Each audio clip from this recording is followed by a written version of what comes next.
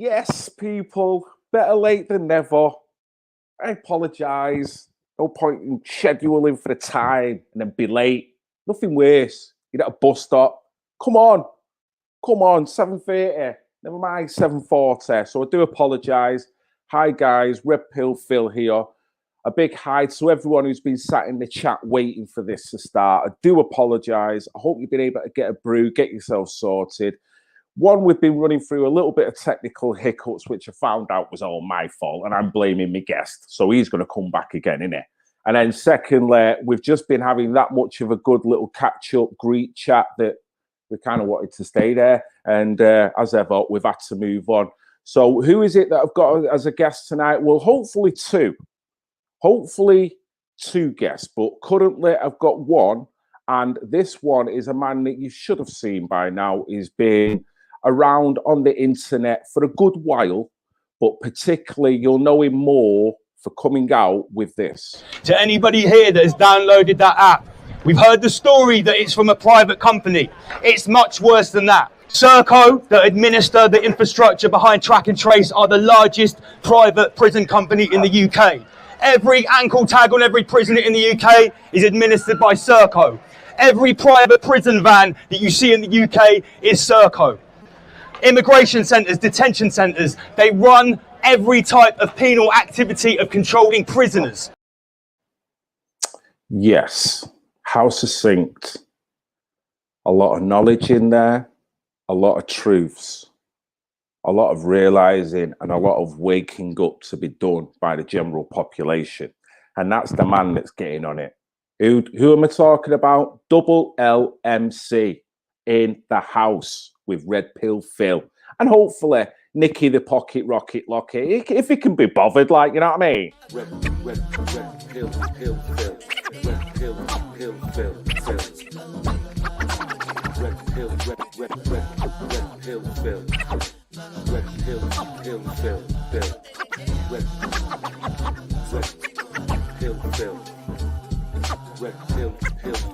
Pill Phil. Yes. How are we doing, sir? Amazing. How am I sounding? Oh, that's too loud. 1, 2. Yeah, you're sounding fine, mate. Yeah, I'm not going to blame you for anything ever again, mate, after that. It was you. It was me, wasn't it? It was me throwing out the white noise, and I'm blaming you for throwing out the white noise. And you don't treat guests like that, Phil. That's rule number one. Always lucky we had a nice chat first before you started blaming me for the technical problems, wasn't it? Yeah, it's a pleasure to be on. Thank you for getting me on, Phil. Mate, it's a pleasure. Thank you for taking the time out. You've took the internet by storm, mate. So much so the internet kicked back against you. Wow. Yeah. The ripple came back, mate. The ripple came back, and it knocked me off my perch for about 3 days. But I regrouped, fully operational back within 3 days. But that was a badge of honor as far as I'm concerned. I must have struck a chord. I must have hit a nerve for them to delete my Facebook with no warning, no reason, no recourse, no appeal, and to shadow ban me on Twitter as well. I mean, ridiculously heavy, and it's multi-platformed as well. So that shows your collusion straight away, and it shows you've got no freedom to express your freedom of opinion. Yeah. And essentially, all I was doing was relaying information that I'd found open source on the internet. A lot of it was, most of it was from official sources. I made a few speculations, but the crazy thing is, Phil, when I got fact checked, I went through the fact checkers from Full Fact and Reuters one by one. The best things they picked me up on were this. The corporation that owns Serco, they tried to claim it wasn't the Crown. I misquoted it. I called it CCL, Crown Corporation Limited. It's actually CCS, Crown Corporation Services. Still owned by the Crown. Okay, so that's a bogus fact check. My favorite one of my claims was that the Bill Gates Foundation Trust has 200,000 shares in the particular part of Serco that does the private prisons. They said, incorrect. Bill Gates actually has 3.6 million shares. So they've done you a favor there. Yeah. So that was more of an enforcement to the power of 10, if my maths is correct. Well, yeah, I mean, what's the point of fact checking if they're actually going to, in a sense, do a better job than you? I mean, It was misquoting. It was, it wasn't really fighting their cause very well. Without a doubt, but it shows you what is going on. The element of collusion with the tech companies here is on a level that even George Orwell would be like, "What? Seriously? This was only a fictional book, guys." You know? Yeah, because they're actually all amalgamating. The tech companies are amalgamating with the military-industrial complex, which is amalgamating with the pharma industrial complex. I mean, what's going on now is run by the Corona industrial complex, which involves many different multinational conglomerates, think tanks, foundations, institutes ranging from biomedical science, virology, weaponry, private prisons. Because what I uncovered with Serco and the link with the technology to monitor inmates inside and out of prison. So essentially, you can monitor them inside the prison or out using ankle bracelets. That's very old technology. In Africa, they've developed something called a trust stamp, which can take a photo. It can take a photo of you, an actual physical photo, or take a photo of you as you're walking past. From one single photo, they create something called a digital hash, and it's called the evergreen hash. Funnily enough, words are important, and these certain words come up. This hash is by the human eye, it can't be identified. It's a jumble of numbers, like a QR code. Yeah. And that is your digital representation. That's your digital ID. From a single photo, from a single view from a camera, they can create that. And there are currently, I believe, according to Mint Press News anyway, 6,000 Africans which are operating on the Trust Stamp platform in collusion with Gavi, Gates Foundation, and the MasterCard payment system.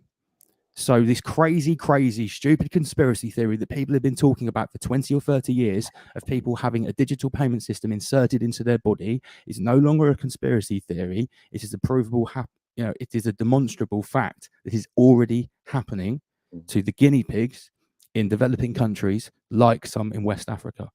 And that was my research from July. Okay, so things have moved on incredibly since then. It's dystopian, mate, isn't it? When we really truly consider what is going on, the world is a fantastic place at this moment in time, Double L, for me. Because one hell of a show, mate. Without a doubt, I'm not a movie buff like yourself. I don't get off on the materialism and the entertainment side of it and the glorification of it either. I like my simple things in life. The one thing I do notice is how easy we're all adjusting to this dystopian world, which has come on since the corona. I mean, I was a part-time activist, or just someone who liked to cry about a lot of different things going on in the world for a couple of years before this event. I'd like to point out the first time I ever saw you. Yes. When I first started investigating the whole polarized left-right divide, Patriots versus SJW thing that was happening in America, going back as far as 6 years, actually. You know, when BLM Antifa started first rearing its head, I caught a very close eye of that. And you, Phil, sir, were the first ever UK voice, which I saw on one of these. They were rather entertaining, these SJW videos, I'm not going to lie. When you see some patriot with the Pepe the Frog banner, you know, and there's some Antifa guy with a bike look, and they just get battered by a patriot with a Pepe banner. You know, it was all very, very good fun.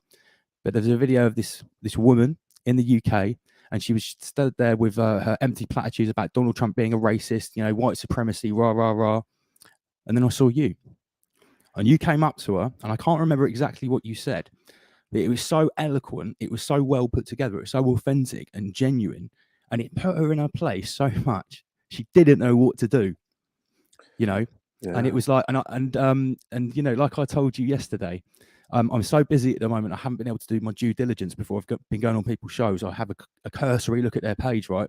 I literally had a cursory look at your page. I didn't realize it was you until yesterday, and I was like, yes, it's that dude.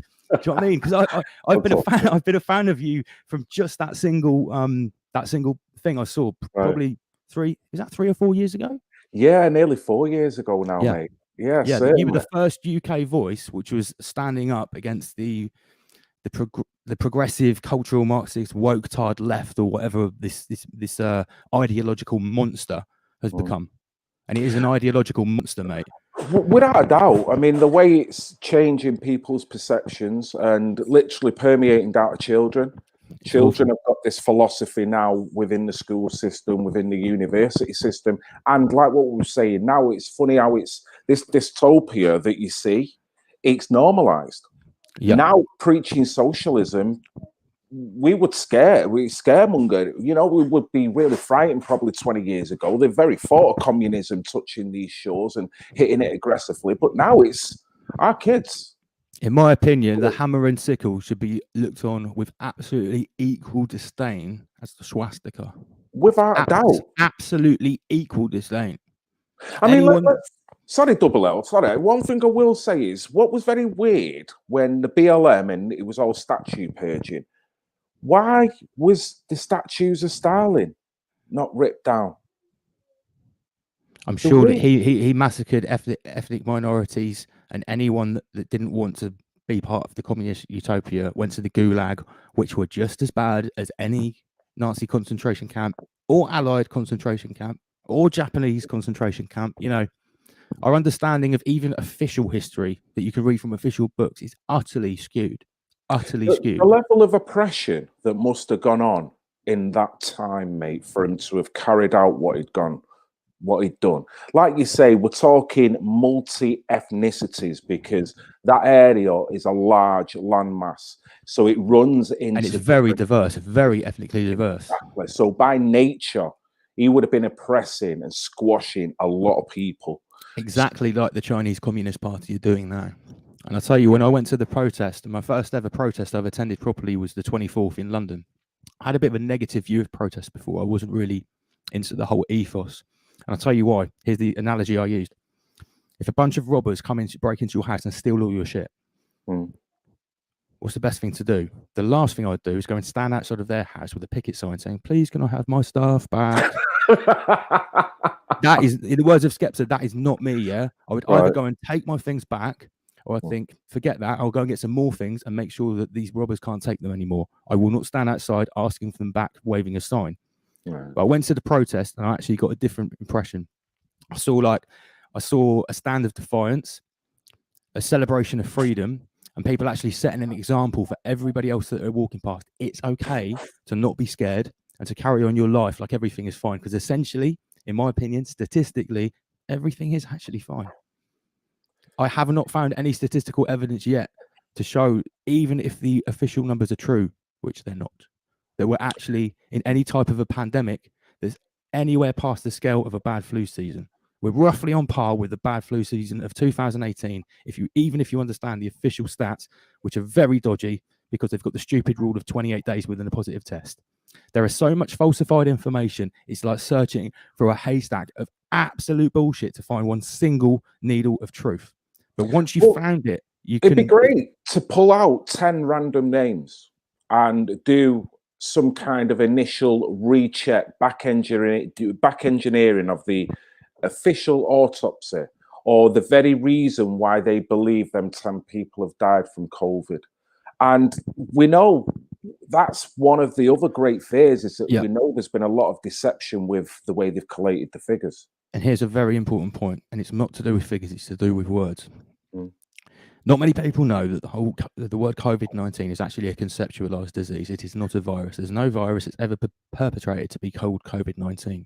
That's a respiratory disease, which allegedly is the result of getting a virus called SARS-CoV-2. Now, SARS is a selective acute respiratory syndrome. CoV means coronavirus, and 2 means number 2. SARS-CoV-1 was SARS. MERS, I believe, is Middle Eastern elective respiratory syndrome, something along those lines, don't quote me. So SARS-CoV-2 is the virus that we're actually talking about. Now, when people were actually dying, back when the flu season was happening, the normal cycle of the flu season, and people were actually dying, we were reporting COVID deaths, okay? As soon as that finished in, don't quote me, early June, March, they started reporting corona cases. Now, that's very, very, very important because coronavirus is a huge family of viruses. SARS-CoV-1, SARS-CoV-2, MERS, common cold, rhinovirus. There's literally hundreds of derivatives. So if you change it to cases, then you're going to... Well, it's not just cases. It's not cases of COVID. It's cases of all coronaviruses. Yes. So that means you could literally, and we all know how absolutely bogus PCR tests are, and how, you know, at their best guess, they're super inaccurate. And they can only pick up the recombinant RNA of coronaviruses, rhinovirus, common cold, SARS-CoV-1, SARS-CoV-2, if it exists, because that is very disputed if it's ever actually been isolated. I have a document from the Department of Health stating they have no evidence it has been isolated. The only people that claim this are 3 individual national labs. I've been one in Canada, one in Korea, and I believe one in the US. But the CDC and the Department of Health both admit that they have no evidence that they can present. There it is. There's the bad boy. The first request was made on the 24th of August. They said, we have no evidence of its isolation. The guy said, I'd like you to review that because I want to make sure that you have no evidence of SARS-CoV-2. On the 28th of October, he got the review back, and the Department of Health said, we have reviewed our initial investigation, and we conclude that it is correct. There is no evidence that we can obtain that SARS-CoV-2 has ever been isolated. Okay? So if they've not been able to isolate it, mate, that means that you can never fully get a positive, accurate... If you add that to the fact that we're using a very inaccurate PCR test, we're using a level of application which is twice that it should be, and this test will only identify anything within the coronavirus. It's like, I'm trying to find an analogy. It's like we're searching for something which is allegedly part of a group, and we've got a very inaccurate test which can just tell us if we've got something from the group. So it's actually inaccurate on a multi-spectrum level. It's next to completely useless. Even the guy that created it, who now is dead, before he died, he said it was never designed to isolate viruses, and it's not the way to do it. So, well, who knows? These new tests that are apparently coming out, which are being rolled out in Liverpool. Big up all the Liverpool massive. I will be visiting Liverpool on November the 21st to speak with a coalition of gym owners from the combat sports world, because they must have seen, I think they've seen my work. They know me anyway, probably from, I have a bit of an affinity with the Northwest because they gave me a big opportunity when I was unknown. Yeah, there's a lot more fighting men up north than there is down here anyway. Well, I mean, MMA. Let's talk about that for a little bit, because I know looking through some of your videos, you're heavily involved in that. There's industries that have been so affected by this, and obviously the entertainment. Both of my industries, music and sports. I was talking to a comedian several weeks ago on here, Johnny Cole, a black country comedian, lovely guy. I met him on holiday last year, and he was saying exactly the same thing. Online has been saturated now with all these virtual comedy sets, but he's a very creative guy, and he's tried to rebrand what he's been doing, but the arse has fell out. He had booking upon booking. Things was looking good when he first got back from holiday, and then all the bookings have gone with no prospect of them ever coming back. I lost when the lockdown was announced. In my diary for the forthcoming year, it was full. I can't remember. It was in between 40 and 50 shows, mostly in the UK, some international, across music festivals, boxing, kickboxing, Muay Thai, MMAs. I had some presenting work, all cancelled. I was lucky enough to get that international gig with Brave. I also bought, because I also sell signed memorabilia as well. That's part of the job. I do auctions as well, which is actually my bread and butter. Okay. So before this, I'd obviously stocked up for the year, bought £7,000 worth of signed gloves, boxes. I switched the stuff on the wall. It's normally signed Wu-Tang stuff, because I'm a big Wu-Tang fan. That's why I started becoming a rapper. At the moment, we've got Frank Bruno and Pacquiao. You might as well get a use out of him. Yeah, I had a big Anthony Joshua one, but I'm not a fan of him anymore. Oh, man. He upset me. Yes. Should we speak about that? I'll speak about that. Yeah. Right. Okay. I mean, let me say something. Before you say anything, mate, can I just ask your heritage, please? Just so we know for the record. I wondered why you asked that. I'm actually white. My parents are both white. Right. My dad's surname, my surname is a Gaelic surname. He's from Newcastle. Right. Okay. My mum's That's bad, family. because I'd have said all day long you had colour in you, mate. I've had it my whole life. Everyone thinks I'm either mixed race or Middle Eastern or Mediterranean. I guess I'm just fly for a white guy.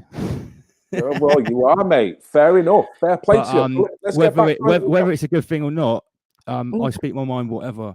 And when I speak about things like BLM, it's because of my actual love for everyone, including black people. And I don't like seeing people get horribly manipulated. Anyway, that's a whole other subject. What we were talking about, combat sports. Yeah, well, no, let's get back to the boxer insight. You were talking how you're a bit disillusioned and a bit wary of our boxing champion at this moment in time. Now, I'm assuming because of his stance with Black Lives Matter that you feel like that. I think he was very right. Apparently, the story is that when he made that speech, I don't know if it was in Speaker's Corner, he was handed it on a bit of paper. Right. This is the story. Now, what my problem is in there is he was basically saying he was being an agent of division. He was saying that we need to only spend money don't spend the money with them. He was using the word them, the other. He was creating a division, us and the other, speaking to a bunch of black people and some white people there as well, to be fair. He said, don't spend your money in their stores. Spend your money only in black stores. That was the bit that stuck out. Now, first of all, that is a glaring criticism, because I'm going to speak very frankly here. Nobody suckles from the teat of the actual ancestors of the slave master class than people like him and Lewis Hamilton.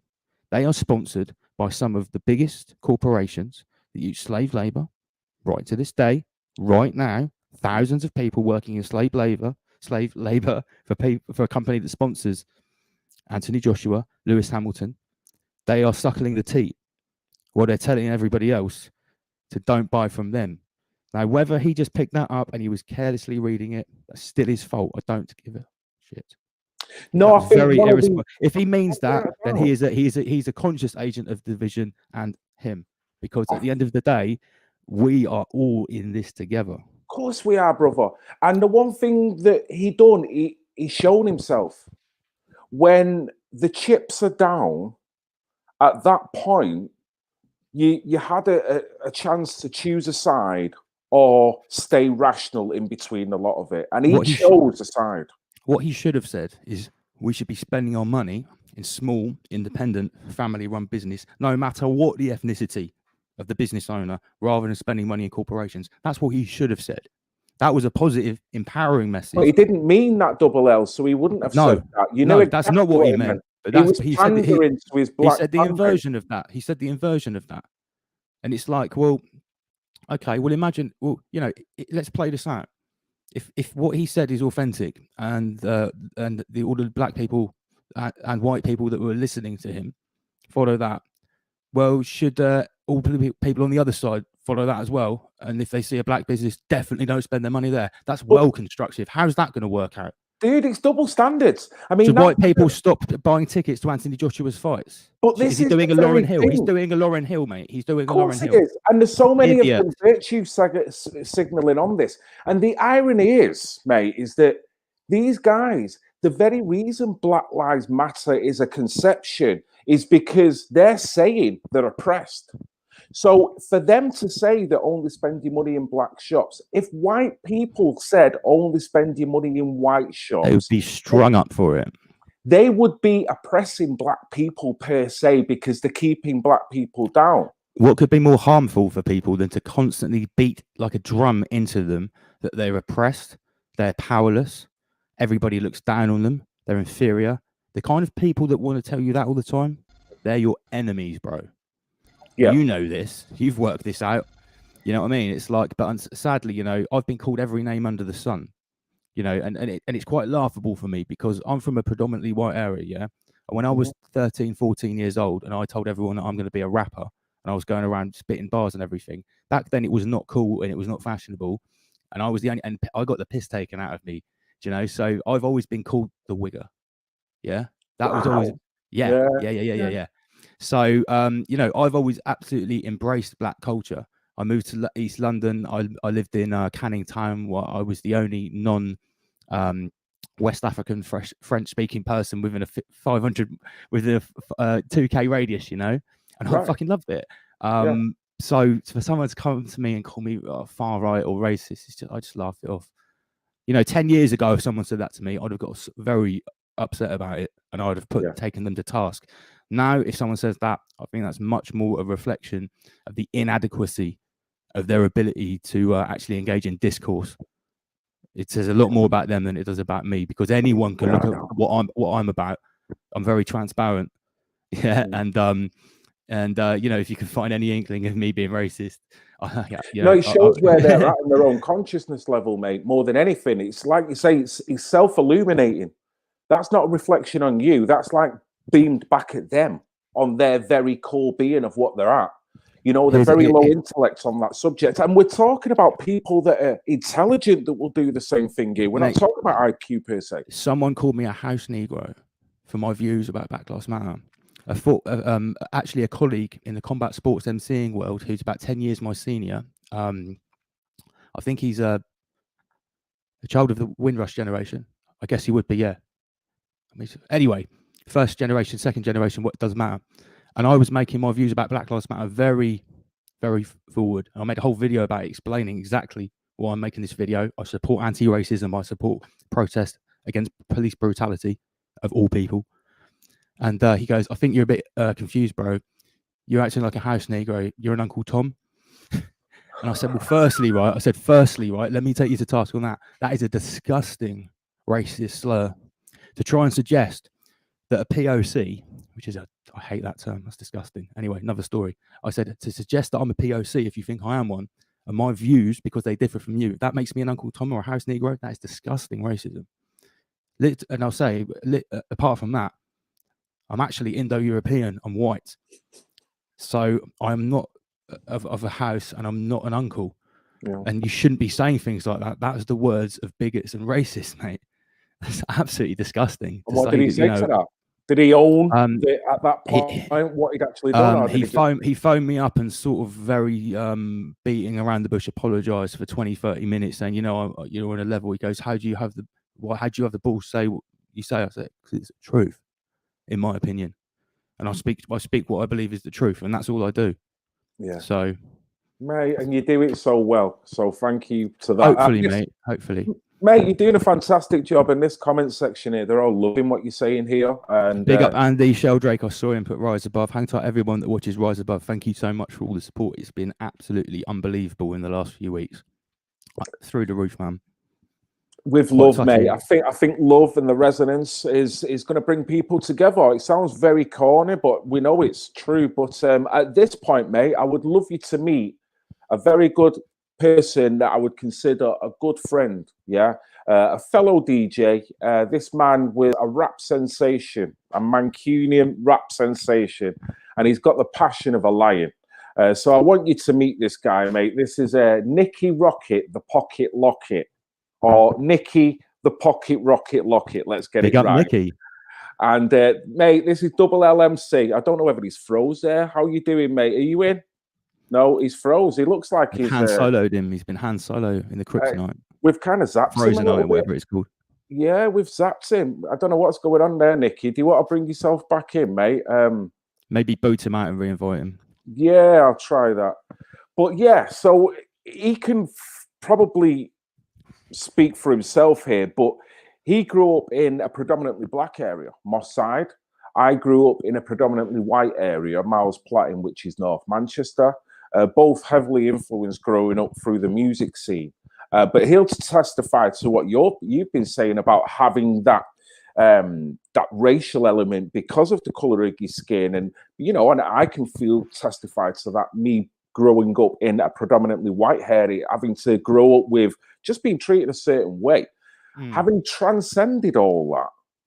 And having probably, let's put it this way, mate, having used that as a tool in order to build myself up as well, knowing that all these bad experiences have helped. I resonate with that a lot, mate. I resonate with that. We're here to learn lessons, and every trial and tribulation is an experience. Every experience broadens the furthest points of our perception, and that's what shapes our reality at the end of the day. There's no such thing, in my opinion, as an invaluable experience. Yes, true. Profound. And when I spent almost a year living in Thailand, and I really got stuck in with the locals, where I was the only Farang, which is what they call Westerners.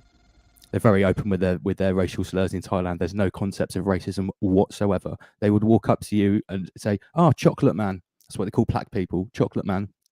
But they came up to me. They said they didn't know what it was. They said, "Mister, are you Farang, chocolate man, or Habibi?" And I was like, "What?" And that means, are you white, black, or Arabic? Farang, chocolate man, or Habibi? That someone said that to me at the airport in a uniform. Yeah.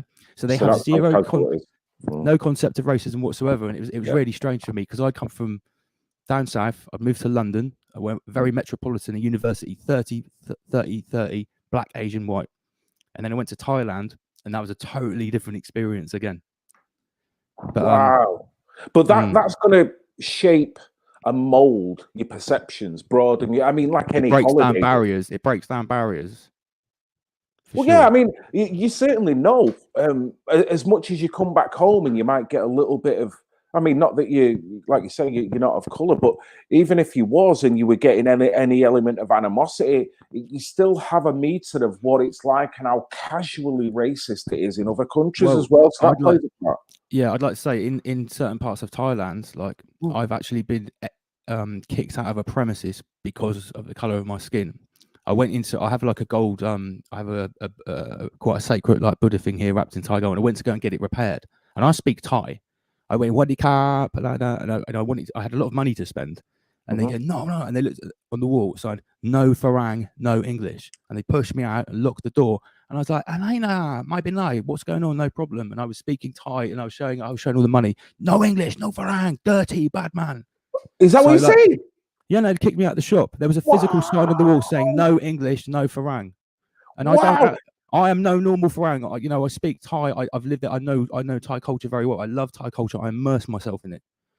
And they were. If you didn't, I mean, Jesus Christ, how condescending! You know, I mean, how arrogant as a race of people. If that's how they're going to denigrate people just off the bat, you know what that reminds me of? It reminds me when I was growing up, mate. I'm not sure how old you are, but I'm 50 years of age. I'm 37. Okay, so this will be too early for you. There was a time that I'd just been born out of where they used to have signs in pubs: no blacks, no dogs, no Irish. No gypsy, or travellers. You know, so it's like all of a sudden, the Irish and the blacks all of a sudden got on together like that.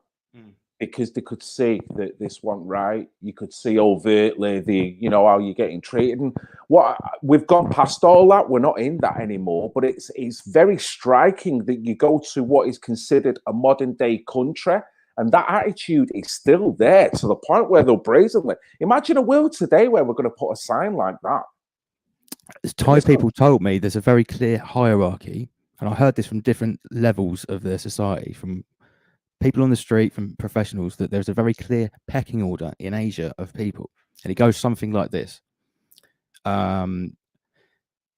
Korea, Singapore people, very, very good. Japanese people, very, very good. And it goes down sort of like, Taiwan, Thai, Vietnam.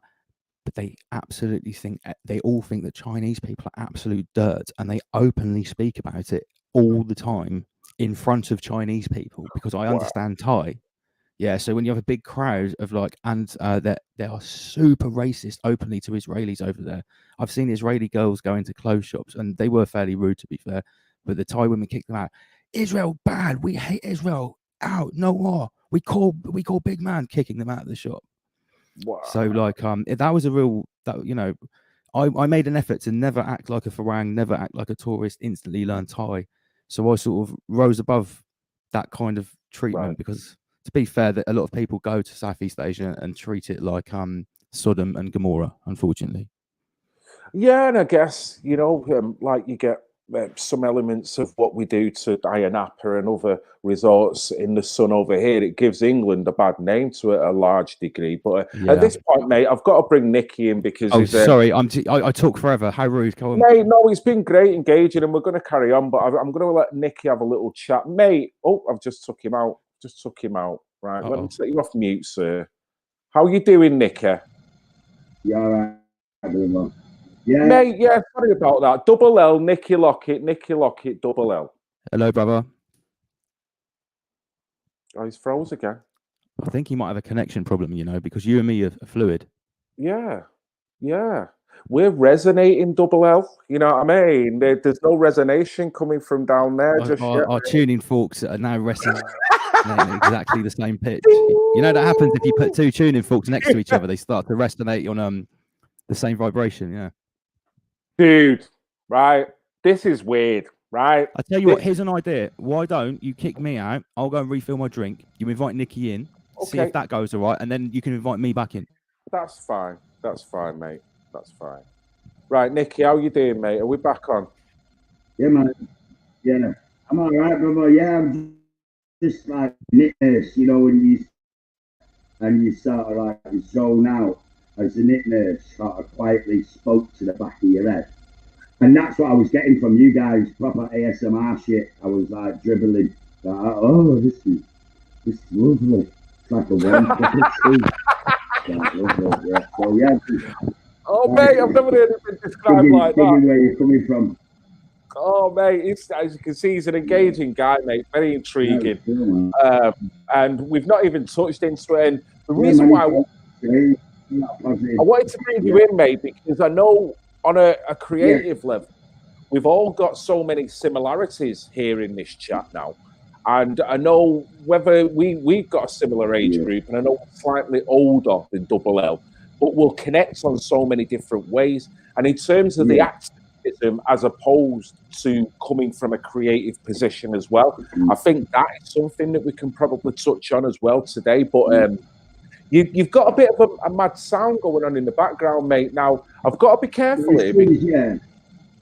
Because last time I accused one of my guests of having white noise. Hold on one second, let me mute you. Yeah. Right. Oh, yeah, it is. It is him. See, I've got to be careful here now, because the last time I accused the guest, it was Double L, and it turned out it was me, Nicky. But I think on this occasion, it actually is you. Let me just double check to take you off mute. Won't let me take you off mute now. Won't let me unmute you. Oh, have you froze? Oh no, we're having proper technical hiccups with our Pocket Rocket Locket. I think it's because he's got so much passion. He's interfering with the waves. Yo, yo, yo! I'm still here.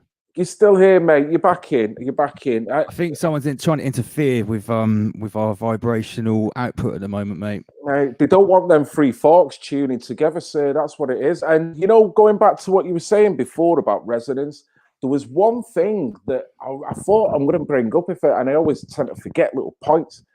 But you talk about vibrations and frequencies, and you'll understand this being a DJ, that one of the first things you realize when you're a DJ and you play two records together, it creates a flange if both records are playing exactly at the same time, the same records.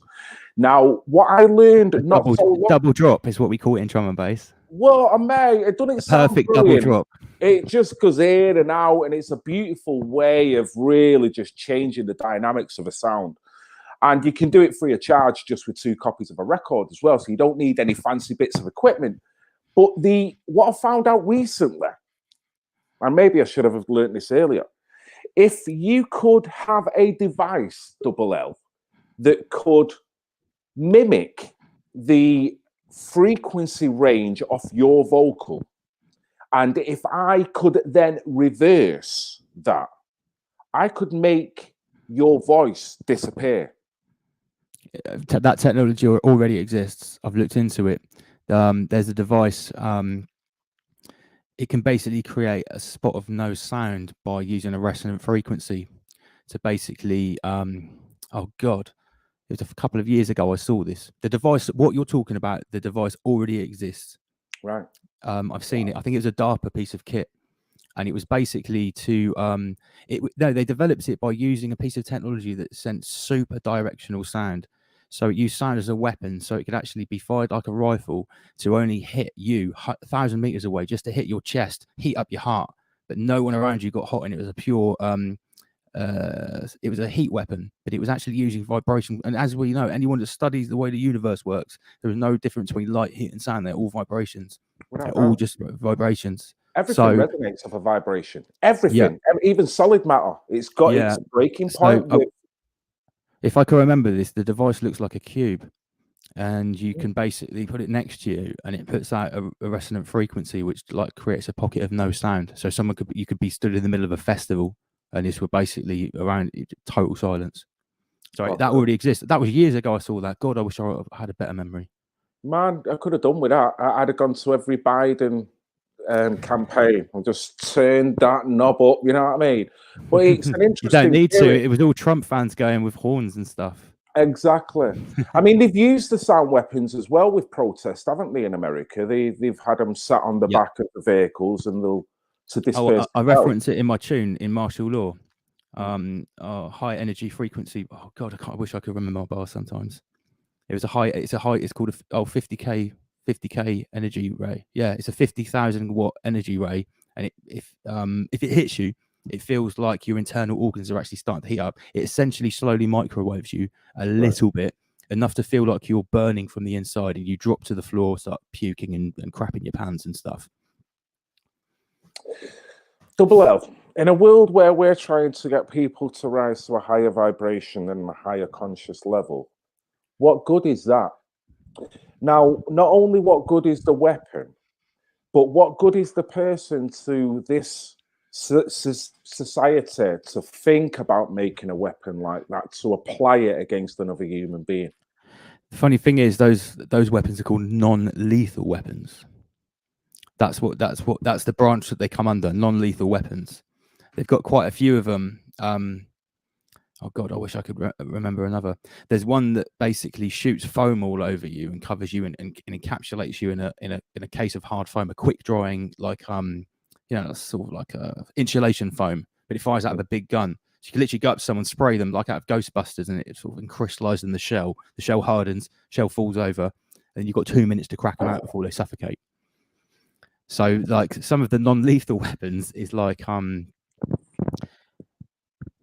we'll get to a stage where weapons like that will be completely obsolete, and we are racing. I'm going to go in now. I'm going to tell you the real stuff that I've been looking Go for it, mate. Go for it. If this plan that's being enacted now through the mass vaccination program and ID 2020 and putting this digital patch in with the 400 miniature hypodermic needles and the luciferase and the nanotechnology that gives us a payment platform, our vaccine, our digital immunity passport and everything, and it's linked obviously to 5G, the coming singularity where every single thing on the earth is always linked to the 5G. We'll get to a point one day where there will be no need for physical weapons, no need for non-lethal weapons, because I've read all of the documents of the highest architects of this coming singularity. And, Elon Musk and his neural lace is only one aspect. There's loads of others. And they all speak unanimously about a future that comes that they call the singularity, when all digital devices on Earth are linked together as one. Yeah, Internet of Things. The Internet of Things. But the Internet of Things, not many people know this. The way that they envisage it, once we get to 6 or 7G, is that there'll be 50 or 100 billion nodes all around the planet, all these devices. But what is in the small print is 10 billion of those nodes will be biological, us. Yeah. So it's actually envisaged that we will be walking biological nodes in the 5G network. And we will have to think through the 5G. So to access the cloud, we have to go through the AI, which is in the 5G. And it will actually be symbiotic with our decision making. So they've already admitted that here's the problem. We'll get to a point when we don't know if we're making a decision or the AI is making it for us.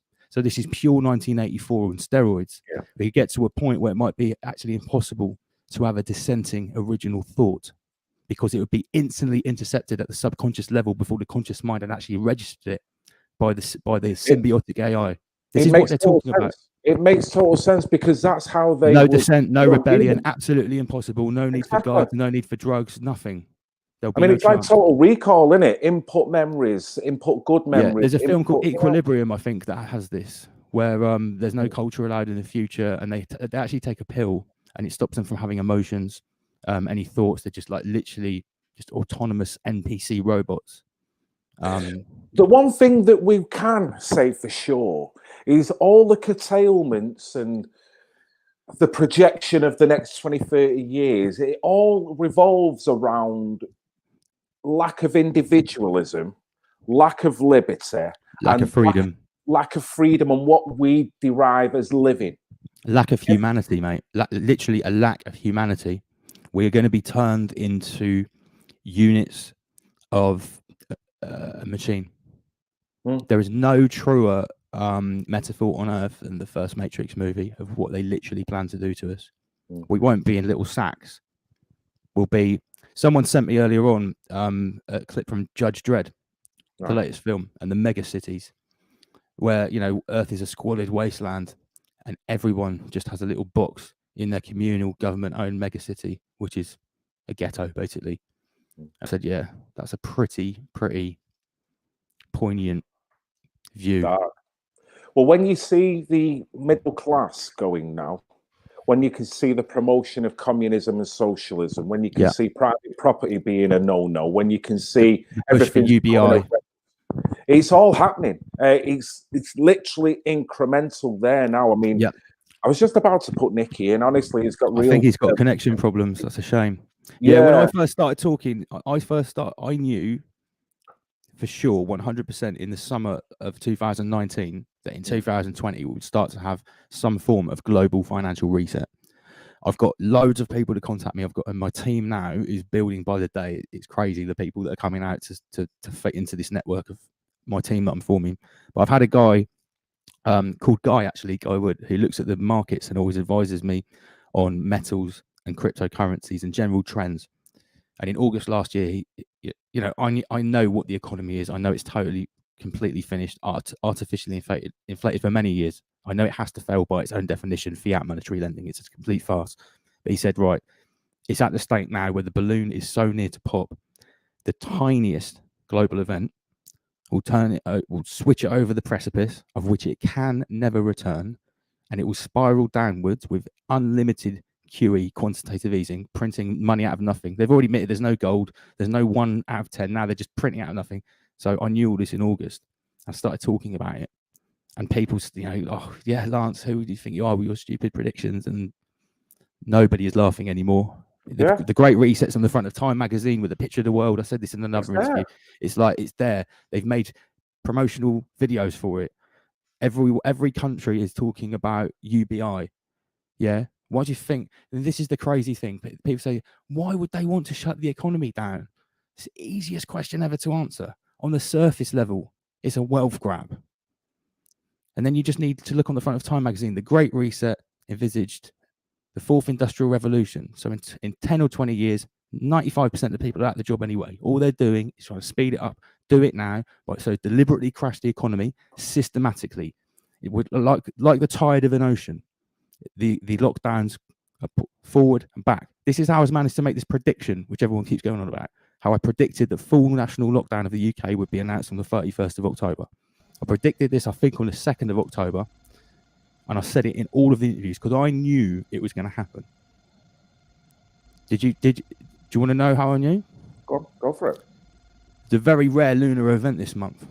There are 2 full moons. The first one was on October the 1st, and that's when Boris, and that's the rule of what some people call the rule of 6, but I think it's the rule of 6, 6, 6.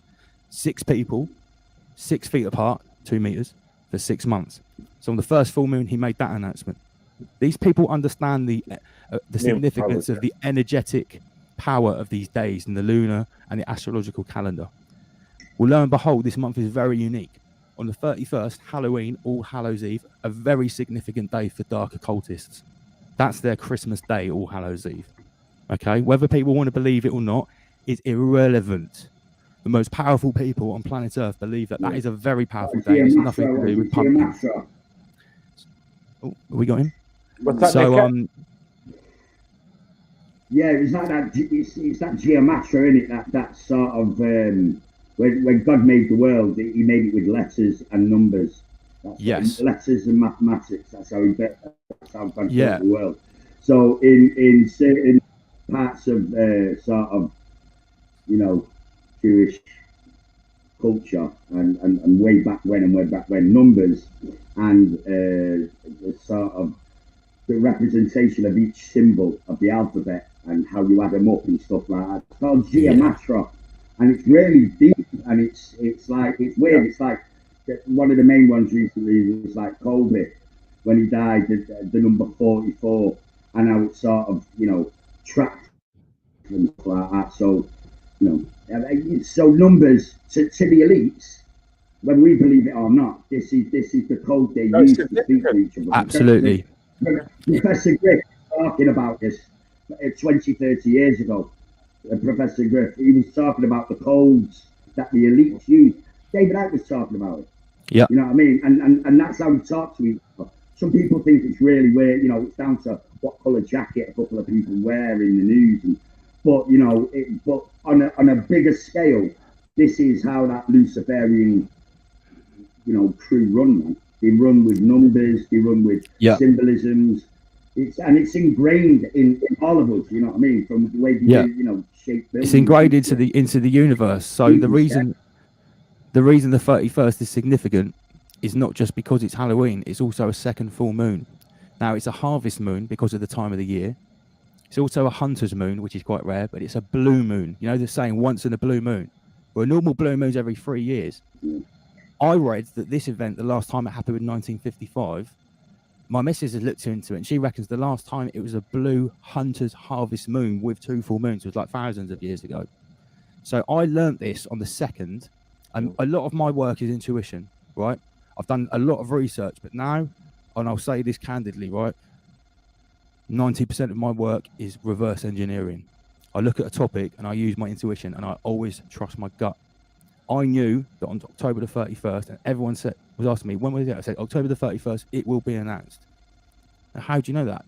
Once you understand how these people think, they are super predictable. They're very methodical. They use codes, numbers, dates, colors, like a system and a blueprint. So I knew it, and I always trust my gut, because your intuition is driven by the subconscious.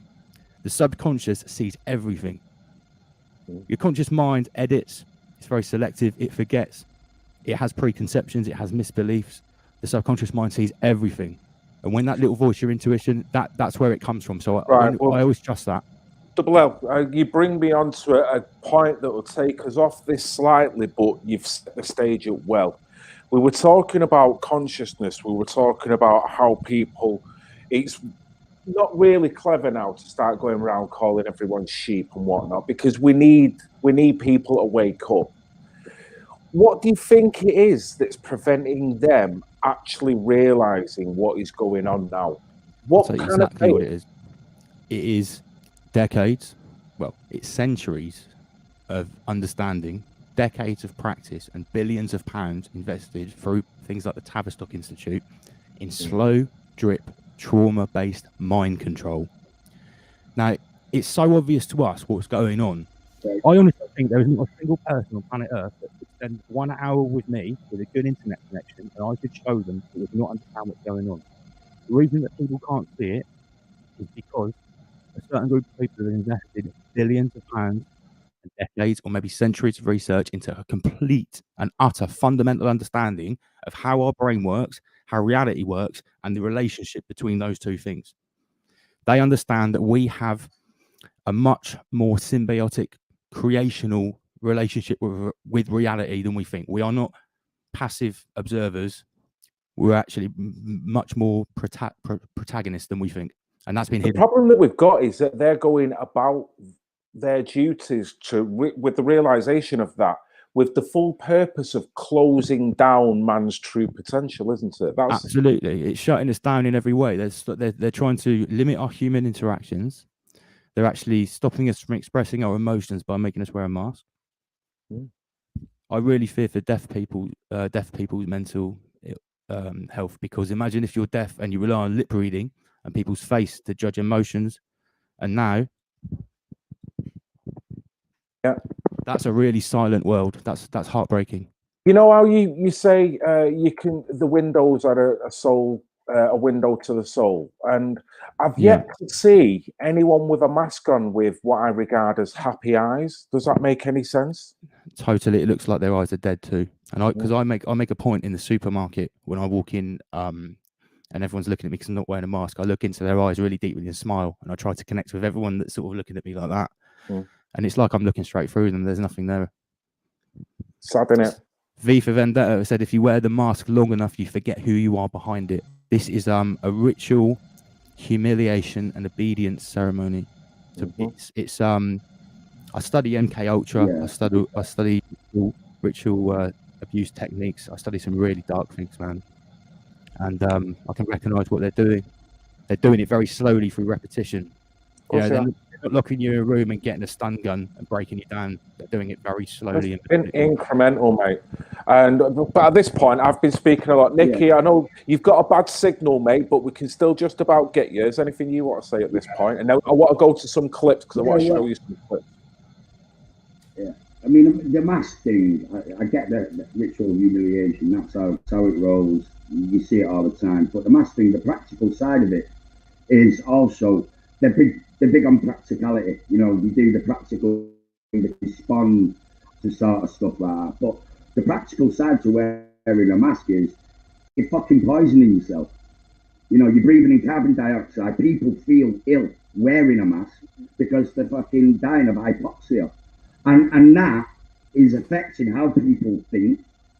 It's impulse behaviours, man. It's the God. I mean, just the simple fact that, also the fact that he spent 300 million on a load of masks that they never fucking needed, so they got to force them down our throats. But that aside, the mask idea came up and has been around for a long time, and it is to slowly drive the public crazy. You know what I mean? By breathing in carbon dioxide. You know well, they are ineffective if they wanted to truly combat. You know, they're very efficient. You know what I mean? Of course they are. And we all know everybody that they're going to die. You know, that's small feat. Mate, this is, for me, this is the biggest gaslighting event the world has ever seen. And massive gaslighting. Massive 9/11 was a good one, wasn't it? And, you know, and even then, the amount of stick that people got for actually wanting to free think through that period. And now it's almost like you look at them same people that were going to call you the tinfoil hat wearer. And a lot of them will be going, whoa, you know, a lot of it's clicking into place. Now I should have seen it. Do you know what's really funny on the subject of tinfoil hats? People are actually now making a killing with whole ranges of clothing, including beanie hats that have actually got EMF protection in them because of the actual real threat from EMF. Yeah. At the protest, a guy came up to me. He's Earth Strong Organ, and he gave me this EMF protector to put on the back of my phone. I always big him up. So like, now, do you want to big him up now, mate? Big him up now if he's done that for you. No, I've said it already on the channel, but it's Earth Strong Organ, so it's Organites. So yeah, check him out online. But yeah, so you can actually buy really nice looking tinfoil hats now that really protect you from EMF. So that's quite funny. I'm gonna get one. I'm gonna get one and wear my tinfoil hat with pride. You know what I mean? I've got a wallet that protects me RFID. What's that, Nicky? Look, yeah, double out. Did you ever read the CIA disclosure thing about how cannabinoids and actual, you know, good green marijuana and like everyday marijuana was a big no-no for the CIA because it prevents all sorts of that MK Ultra shit and stops you being hypnotized. You know what I mean? So it was already a study that, you know, cannabis was bad, man. You know what I mean? Because they're fucking, you know, the sort it was a block off technique for the 50s wouldn't work. Yeah. So MK Ultra, I mean, MK Ultra didn't work on habitual weed smokers. Really? Here's the funny thing, right? Someone the other day was trying to discredit me. He said, "Look, I've watched your videos. You're a very talented guy, but I think you've come to some crazy conclusions because when you do your research, you have been known to smoke a joint." And I thought, and you know, I said, look, at the end of the day, he was a boxing trainer. I said, look, at the end of the day, if you were making an argument, I wouldn't try and discredit you by asking how many times you've been punched in the head. Because he's like, how much do you smoke? But like you said, it's been actually proven by the CIA that having those cannabinoid receptors active in your head actually stops you from being susceptible by the kind of slow drip. Tavistock Institute, MK Ultra, all comes from the Third Reich. It actually stops you from being susceptible to it. So it's by no accident that there is a large proportion of recreational people that enjoy recreational cannabis that seem to be more awake. That is no coincidence. That is a direct positive correlation, in my opinion. Does this ring a bell, mate? No woman, no cry. You know what I mean? Absolutely. Get up, stand up. And what was it he said, apparently? My favourite thing is that Robert Nesta Marley said is a small axe chops down a big tree. That's my favourite. Yeah, I think he was quoted as saying, I can't take a day off because the dark chooses not to take a day off. Yes. Something along the lines like that. And that's this exactly how I feel. It is, though, isn't it? It's a constant battle, isn't it, Double L? And that doesn't make you a martyr. It just means that this is a highly animated time that we are living in. And it's speeding up. It's speeding up exponentially. The more things that happen at a higher rate and a higher intensity actually speeds up our perception of time. I've studied things like Terence McKenna's I Ching and moving towards the transcendental object at the end of time he calls the eschaton. In my last speech, I talked about the Schumann resonance. I don't know if you know this. It's the pulse, the electromagnetic pulse of the Earth. First discovered in 1950. I'm squeezing this in. It was a resonance of 7 hertz. Every piece of telecommunications on the Earth was based on it. All of our telegraph poles, all of it. Always 7 hertz. 1983, they create the internet, and it starts speeding up instantly. When I started reading about it, it was at like 10 or 11. So this was in the early 00s. They said if it ever gets to 13, so by the time it got to 12, apparently a 24-hour day, as experienced in 1982, now feels more like 16 hours. So you know how everyone always says that time is literally speeding up? Wow. Well, did the generation before you say about time seems to go quicker? Is this actually a generic thing that all generations say, or is it something just for the generations that have been alive to witness the change since 1983? Yes. Because even on a quantum clock, now I might not be accurate with this, from that 83 to now, a year is a couple of seconds shorter, and a quantum clock doesn't lie. So although we're perceiving something now that is going quicker, and that was at 12, listen to this, in 2017 it hit 36 hertz on the Schumann resonance. 36. You can watch it on a graph, it's measurable, yeah? Now, here's the crazier thing. Throughout what I call the Great Awakening that's going on now, and throughout lockdown, you can watch the graph on the Schumann resonance, and on days of big geopolitical unrest, declassification, it goes off the scale, yeah? The Schumann resonance is intrinsically linked with human consciousness. And I'm suggesting, and it's not my original idea, other people have come up with this as well, that the reason it's speeding up is because the internet was created and we started sharing information at a higher rate. We essentially created a neural network between everybody on the earth. The faster the internet gets and the faster the speed of our sharing of information, the Schumann resonance is getting faster and time is speeding up. Wow. So if you don't know about the Schumann resonance, there are many internet sites that follow the graph, and it's super interesting to juxtapose it with world happenings. It's kind of crazy. I mean, we got on this before, mate, and this again, it's brought it back to a nice point, really, of conscious levels and vibrations, and how, on an independent level, people seem to think that they can't have that ability and power on their own. They need to be in a group to protest, but at the same time, on an individual level, you could be on your own and feel the power of 10. 1 for your knowledge, 2 of your composure and your way of being. And that is enough to slay anyone who can see it. And they know it and they can feel it straight away. And I feel you have that vibe, sir. Thank you. Very knowledgeable, very composed. You certainly know how to put your point across in a slow, educated manner, which goes back to what we were saying before about the traits that we've not spoke about this on air, but I mean, started up the conversation with the traits that you've learned over the years has brought you to this point. And it's very varied. It's very varied. You know, I've learned to speak to people that are completely off their face in a huge crowd going mental, to people sat with dinner suits, people spending thousands of pounds, literally thousands of pounds, to blood-soaked combat sports rings.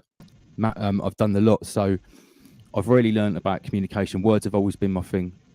I don't know. People keep saying you're made to do this. You're made to do it. I do kind of feel like my whole life has been leading up to this, because there is a reason that I've spent 20 years sacrificing my social life, a lot of bookings as well. People have been put off me because of things I've been exposing over the years. I've always known there was a reason that I was looking into all this crazy, insane stuff. And I'm not going to lie, in my head for years, I've been practicing and rehearsing how to explain this to people. I knew that I don't care what anyone thinks about what I'm saying. If I'm blowing smoke up my own ass, if I'm chatting shit, I knew that there'd be a time when I would have an opportunity to hopefully help explain what's going on to people. Because what we're being led to believe, like I said, billions of pounds and centuries of research has been invested into the level of deception that people are witnessing right now. And the divide now is so strong, it's almost, and me and my fiance speak about this a lot, it's almost as if there are two completely alternate timelines happening simultaneously. People on our timeline can see this divide. They can see what's going on realistically, and they can see the people that have been deceived. But the unfortunate thing is... Double L, sorry, mate, I don't like butting in, but, mate, them tuning forks are resonating, sir. Right? That's what I'm trying to do, mate. I'm trying to vibrate. I put little pointers. I very rarely use my pointers, but just in case. I'm sorry, Nicky, I'll bring you in a second, because I know you want to ask Double L a question, right? I've put here, where are we? Parallel realities. Media and what reality is happening, what really is happening. So what I'm saying is that explains what you're saying in terms of the media and the way people perceive it, who are not on a conscious level at this moment. Maximum polarity. What we see with the glasses on. Mate, sorry to do that to you. No, that's fine. It's fine. 2020 vision. So what I'm trying to say is that through this massive investment from dark occultists, they've essentially completely brainwashed, and there is no other word for it, brainwashed people into accepting a false reality and thinking that anyone that questions it is by default insane, dangerous, far right-wing Nazi, white supremacist, whatever.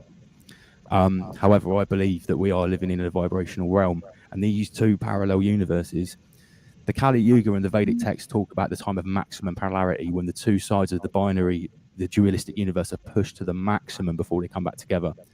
I don't know if we've reached that point yet, but I want to try and be an agent of trying to get the resonant vibration closer and try and get as many people from that false timeline onto the correct timeline. Because here's an analogy I'm going to say, red pill, Phil, and you'll like this. Every person has to take the red pill at some point, whether they like it or not. It's much more pleasurable and digestible to take it of your own free will with a glass of water offered by your friend. But don't wait, because there'll come a time when no one's offering you that glass of water, someone's kicking down your door, and you're going to take that pill dry, and that is no fun whatsoever. Horrible. It's horrible. It can break people. So what I'm getting here, Nick, mate, you engage with Double L, because I know you've been sitting there patiently. But honestly, dudes, I am loving this chat. Me too, mate. Me too. Thank you so much. Yeah, I want to know have you ever heard about, sort of looked into these, what they call back in the 50s, 60s, and I think they're still about, but they're like some sort of old today. They're called the Fabians. Fabian. It's like a political social party. Yeah. Fabian Society. This guy that I've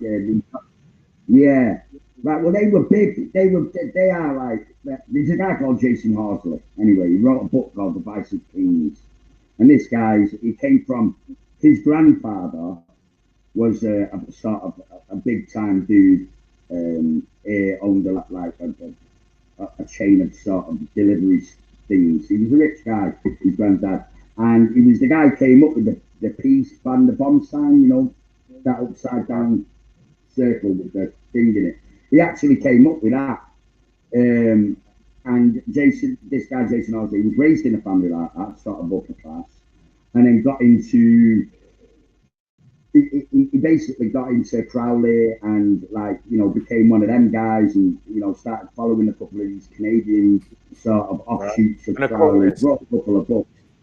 Yeah, And basically what he's done is that he's realised that the amount of social engineering that has been going on since, way back when, and you can't put a stamp on it because one society turns into the next over time, do you know what I mean? You just pass on the baton. But the amount of social engineering that he was witnessing as a kid and what his granddad was into with the actual, this ban the bomb sign and the sort of thought that went into it because of the symbolism, you know what I mean? And then lying about what it represented, you know what I mean? It's like something you don't even know you're learning. The social, you know what I mean? The sort of social levels of initiation. Yeah, you know what I mean? And these, they're all sort of fingers on the same hand. Do you know what I mean? I understand it. I understand that quite well, yeah. We've been through lots of sort of, hundreds and hundreds of years of investigation into the lesser and the grand arcane, what's it called, of the occult arts. I think for some reason they've been triggered. The elitists, the Luciferians, whoever the fuck you are, whoever they are, central bank, whoever. Yeah, they're running out of time. In the past 10 years, exactly. Because I There's think an the event Great coming. Awakening is. Yeah, well, I think the actual fact that people are going to sort of simultaneously just realise that, it's not going to work. They need to. They're pushing up their timetable, right? Maybe because they've pressed all the buttons at once. And with the internet, obviously, has been the actual change in our evolution. Do you know what I mean? And they're trying to push humanism because all these societies are all into transhumanism. It's all about shit, track and trace, whether it's money, whether it's blood, DNA, any fucking excuse they can come up with to stick that chip in your arm, because that's a big part of their Luciferian or whatever it is belief. You know what I mean? Yeah. And it's like it's sort of so Nicky, it's a light and dark, isn't it? It's a light and dark. It is as simple as that in a sense. It's an energy thing, this. You know what I mean? Yeah. It is. It's what you said is very important, Phil. It is light and dark because this knowledge in itself is not evil, and I've studied this very, very well. I'm going to say something I have never said on camera before. I understand most the tenements of Freemasonry as much as you could possibly gather without going to a lodge, and you can get a lot of stuff online. I understand natural law, the power of frequency, and sigil magic, the power of symbols, the power of colors, and I incorporate that in my work. I designed every aspect of this for a very particular reason. I understand the power of symbols and memes, mimetic magic. Some people think that Pepe the Frog is just a joke. That's no joke. No. Yeah, symbols and memes. Imagine what a meme is, yeah? Think about what the original meme is, Egyptian hieroglyphs, because they say an Egyptian hieroglyph, right, was a pictorial symbol, but it wasn't a word or a letter. It had much, much more meaning. Yeah. It actually conveyed like a whole sentence or maybe a paragraph, right? So that was the original meme. Now, what has been the big explosion the last 4 years? 4 years ago, 5 years, I didn't know what a meme was. Now it's like the #1 way to communicate. So memes are very, very powerful. You can convey a message that is cross-platform, cross-language. It invokes people's memory, which makes them nostalgic. So that's something in the past. It makes them think in the moment, and it can actually affect their future actions. That is magic. That is a definition of magic. For such a short thing, and using an external force like technology, because the communication between two people, 100 years ago was never using any form of devices. It was old school. So we have, I guess what you're saying, we've evolved. Not only with the technology, but on our perception and how we use it and how we lean on that to be a human being, essentially. Yeah, I mean the internet has been the biggest double-edged sword for them because it sped up our knowledge and understanding, but they've used it against us as well. And I think this is part of what the transhumanism is. They want to get that link inside of us so they can actually bypass our own free will of how we use it. So at the moment, you can learn everything on the internet, or you can be completely brainwashed. One or the other. Once that's inside you, it's making your decisions. That's finished. Yeah, go on, Nicky. Go on, mate. You bring up a good point. you bring up a good point about the memes. I mean, the whole Article 13 thing and that, the whole, third party copyright strikes are all based on the idea that they don't want us to communicate. And comedy, right? People with a sense of humour, right? Do you know what I mean? It's like, if you've noticed, right, the left, cliche, whatever, right, in quotes, haven't got a fucking sense of humour, right? Because somehow this social engineering has really took away their ability to find happiness. They're all fucking miserable. They don't understand sarcasm or banter. You know, half the people that are screaming and shouting about racism, it's all half jokes and shit that they're losing their minds over. Nicky, how have we got to here? Nicky, sorry, mate. No, but how have we got here, Nicky? How have we got to the point now where this is the way we talk? And you're not to blame because this is a situation that was presented to you. We're here as free human beings of a certain resonance, we don't regard ourselves in any pigeon camp, but yet you've got the left that will regard themselves as a separate species intellectually and everything else, to the point where they isolate you and your train of thought. How can two human beings do that to one another if ultimately they're going to ascend to the next conscious level? They're not, are they? Because you've seen the movie Idiocracy, right? Where people just regress into fucking burger eating monsters, and in a world where they're feeding plants lemonade, right? I mean, critical thinking has been, it's been attacked, and comedy is critical thought. You basically break something down and you laugh at it. You know what I mean? Sense of humor is objective. Everybody's got a different one.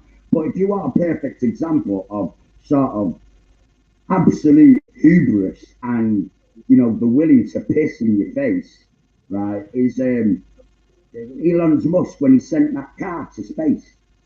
Rocket Man. He sent a car to space.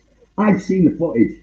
This guy in Jeranism called Jeranism on YouTube, and he basically recorded the thing, and there was a glitch halfway through the thing, and it's a car with a spaceman in it with no lid going into space with David Bowie's Rocket Man playing. It is the most appalling piece of cinematography I've ever seen in my fucking life. Right? It's rubbish. It is rubbish. It is absolute garbage. And they're laughing at us. They're laughing at us. Yeah. And it's mockery, pure mockery, mate.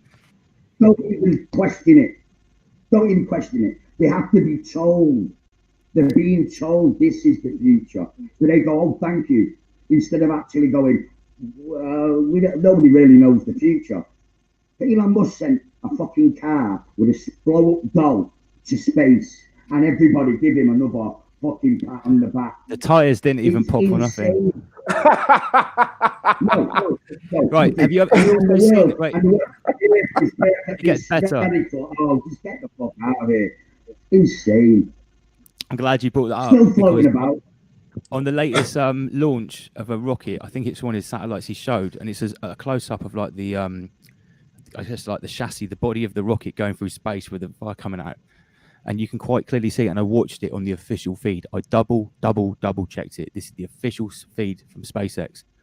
A small thing runs across the body of the rocket. It stops, and then it's a mouse. It is clearly a mouse.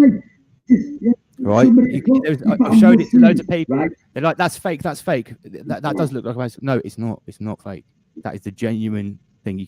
Anyone can Google it and look for, say, mouse on the SpaceX rocket, and you'll see it is the original feed. And there's clearly a small rodent creature that runs across the rocket. Now, obviously, that rodent ain't in outer space. No way. No. So, you wouldn't allow that to happen if you were trying to deliberately fool people. I think it is some sort of joke or mockery at some level.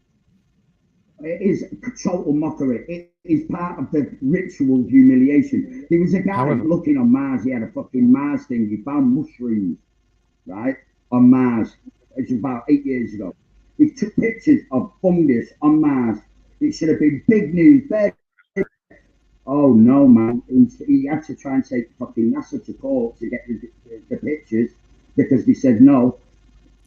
He's only. This is the problem. This is what gives rise to You know flat what I Earth mean? theory. They've got cameras on the desert. It's obvious that they're laughing at us. Maybe they have got one on Mars, but that day, on in the middle of the desert and filmed a fucking mushroom come up, right? And then a guy pictured it, right? He should have been a fucking Nobel Peace Prize winner. Oh no, there must be something wrong. He's still fucking fighting him in court. Right, Double L, I've got to say at this point, mate, Nicky has got the passion of Tesla's experimental electricity. He could generate enough electricity to literally sort us all out. I feel that passion. Big up, mate. You know what I'm saying? And also, what comes with Nicky is a certain brigade called the 77th Brigade. They live on this channel every time Nicky's here. Our 77th Brigade, helping to quash rumours from misinformation, but also to counter disinformation. Between 3,000 and 4,000 of our people have been involved, with around 20,000. 3,000 or 4,000 I want to say people. Big up to the 77th Brigade. I've been fully briefed by my security advisor about them and their modus operandi, their activity. And what I'm just going to say to all of the good people, the good men and women that work there, the good human beings that we're all, you're the same as me. If you look at my work and you're critiquing it, please listen to what I'm saying. Because remember, if I am authentic and I'm telling the truth, what's going to happen is going to apply to you and your family just as much as anybody else. And I'm doing this for everybody. But people in the army and the police are not our enemy. It's a lot. Right. Well, this moves on to another. What we're talking about. We're talking about if you understand what I mean, guys, a Horlicks moment. Yeah, is that how I interpret what you're talking about? What do you mean by that? Horlicks moment. Remember those series of adverts where a parking attendant would be going out slapping tickets on everyone with callous, no feeling, no sense of understanding, and then going home of an evening and quite happily drinking their Horlicks. And I think the caption come at the end, how can you enjoy your Horlicks or something like that? In other words, I think you've got a conscience for what you're actually doing. I hope they do. Well, this is it. I mean, you try to tap into the conscience of the 77th Brigade here. Now, I'm going to slip onto a video that's going to touch into these subjects. I love it when guests actually help me to nudge me along. I'm going to show you a video, and it's going to be in two parts because I have to cut it down into 30-second clips. And this scratches into the Horlicks moment that you're explaining there, Double L. But just tell me what you think. You may have already seen it. And for anyone else, you may have already seen it. If you haven't, check this out. This is the consequences of where we're going. And this is how callous some establishments can be for merely doing their job. So let's just make this very clear. My nan, my 97-year-old nan here, who we have taken from the care home because we haven't seen her for 9 months, is now being taken back by force to her care home. My mother has been arrested. My mother is in the back of the car here. She is a nurse. She is a fully qualified nurse who is wishing to care for her own mother. That's the first one, mate. There's another section before, just another 10 seconds of it. And here we have an incredible use of police time to take my 97-year-old grandmother back into a care home where she is deteriorating, where we haven't been able to see her for 9 months. Nan, I love you, and we are going to fight for you. Yeah, because do you know why we're not going to stop filming this? Because everyone needs to see how ridiculous the situation is. All in all, I'll update the log later on. We've got one adult female in custody for allegation. What's your thoughts, Double L? Makes me emotional, mate. I've got 3 words: crimes against humanity. Totally agree. I'm not surprised by it. I mean, I'm shocked by it and it's made me emotional, but I'm not surprised by it because I'll tell you, anyone that's watching here that's shocked by that, you think that's bad, worse is coming. Isolation camps are being built in Canada. There's talk of Chinese troops on the American and Canadian border from very good sources who are going to be administering these isolation camps. So the problem is, it might not even be the good people of our military that have some affiliation to their homeland and their own people that could be enacting this. Could be people, it could be overseas, UN, Chinese Communist Party. Because I have no doubt that there is some authenticity in that. There is a massive link between what's going on in America with the unrest and Chinese CCP connections. So at the end of the day, what's being rolled out is the blueprint. They are the blueprint of what's being rolled out. So they're the progenitors of the system that is they're attempting to make global. That is absolutely disgusting. I mean, even I'm a little bit shocked by that.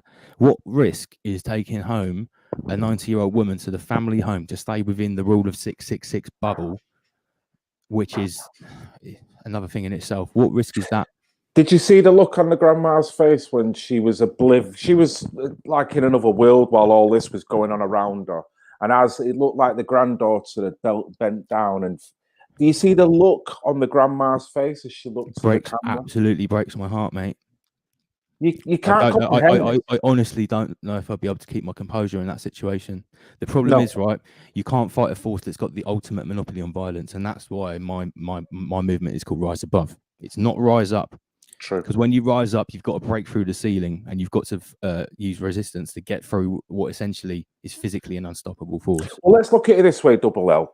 Violence in this scenario, we're going to last 2 minutes. They've got the upper hand when it comes to the logistics, the weaponry, and everything else in order to cage us in. And not only that, soon as we show 2% of that, that gives them the justification to bomb full-on police state. That's exactly what they want. I explained all of this in my tune, Martial Law, and the chorus is like, who invited the military here? Who did that? It's the people that got violent at protest. They invited the military here by their own acquiescence and their consent. These dark occultists, they might be enacting an evil plan on us that's been in fruition for centuries, but they do believe in free will, believe it or not. So they believe at some level we have to acquiesce and we have to consent to what's going on. So whether they write it in a report from 20 years ago, or they put it in subliminal messages within movies, or they put it in the Sage report very openly, where they tell you exactly how they're using methods straight from the Tavistock Institute, fear-based mind programming. It's all in that Sage report. There's literally columns about how they can literally simulate and induce more fear into the public to create compliance. Yeah? People are very open about what they do. But the good thing is, and I said this recently in Bournemouth, I said the good thing is because they're so open about what they do, they're very predictable. And once you know their modus operandi, you can see it from a 40,000 feet altitude view, because they have no power of creation. They have no original thought. They don't operate like us. They are more like a machine or a hive mind. No, so you're right. Once you know how the AI mentality is, isn't it? I mean, what the AI is already here. It's been here for a long time. Their train of thought is AI. I'm on about their initial agenda as well. What we're displaying here and what people are displaying in the chat is true living, individuality, and human beings. You know what I mean? And I think that's where we're in this battle, where they want to turn us into something, and we just want to live and be exactly what a human being should be by living. If I really spilled the beans on the darkest, deepest corners of what I've uncovered through reading scores and scores, maybe hundreds of different reports from the architects of the future, if I really spilled the beans, it's so fantastical what I think they really want to do. It goes so way past just administering 7 billion doses of a vaccine. It goes way past that vaccine having a digital quantum dot tattoo, which is a payment system for the new global reset, one world government thing. It goes past that. Yeah, what I believe depopulation. I mean, that's the end game, isn't it? If people think this is far-fetched, look at it this way, right? If you were a farmer, a very, very industrious, very successful farmer, and you've got thousands of livestock and cattle, you want to manage them very effectively. And you can just go to a modern farm and you can see the way that they do it. They either use ankle tags, but they don't anymore. Now they're using RFID chips and biometric implants inside the cattle to constantly monitor their health, going back to an app on their phone where they can look at graphs every day of the health of the cattle, their movements, their diet. Just maximum efficiency. If you, at the end of the day, if you want to be the best, most efficient farmer or shepherd, you want utter and complete control of every aspect of your herd or your farm. You bring up a brilliant point, mate. The irony is, we microchip our pets. We do. Well, we tend to call other people's sheep that we feel that are not red-pilled. In reality, we are all the sheep, and we are being governed by the sheepdog. And let me ask you this one question, mate.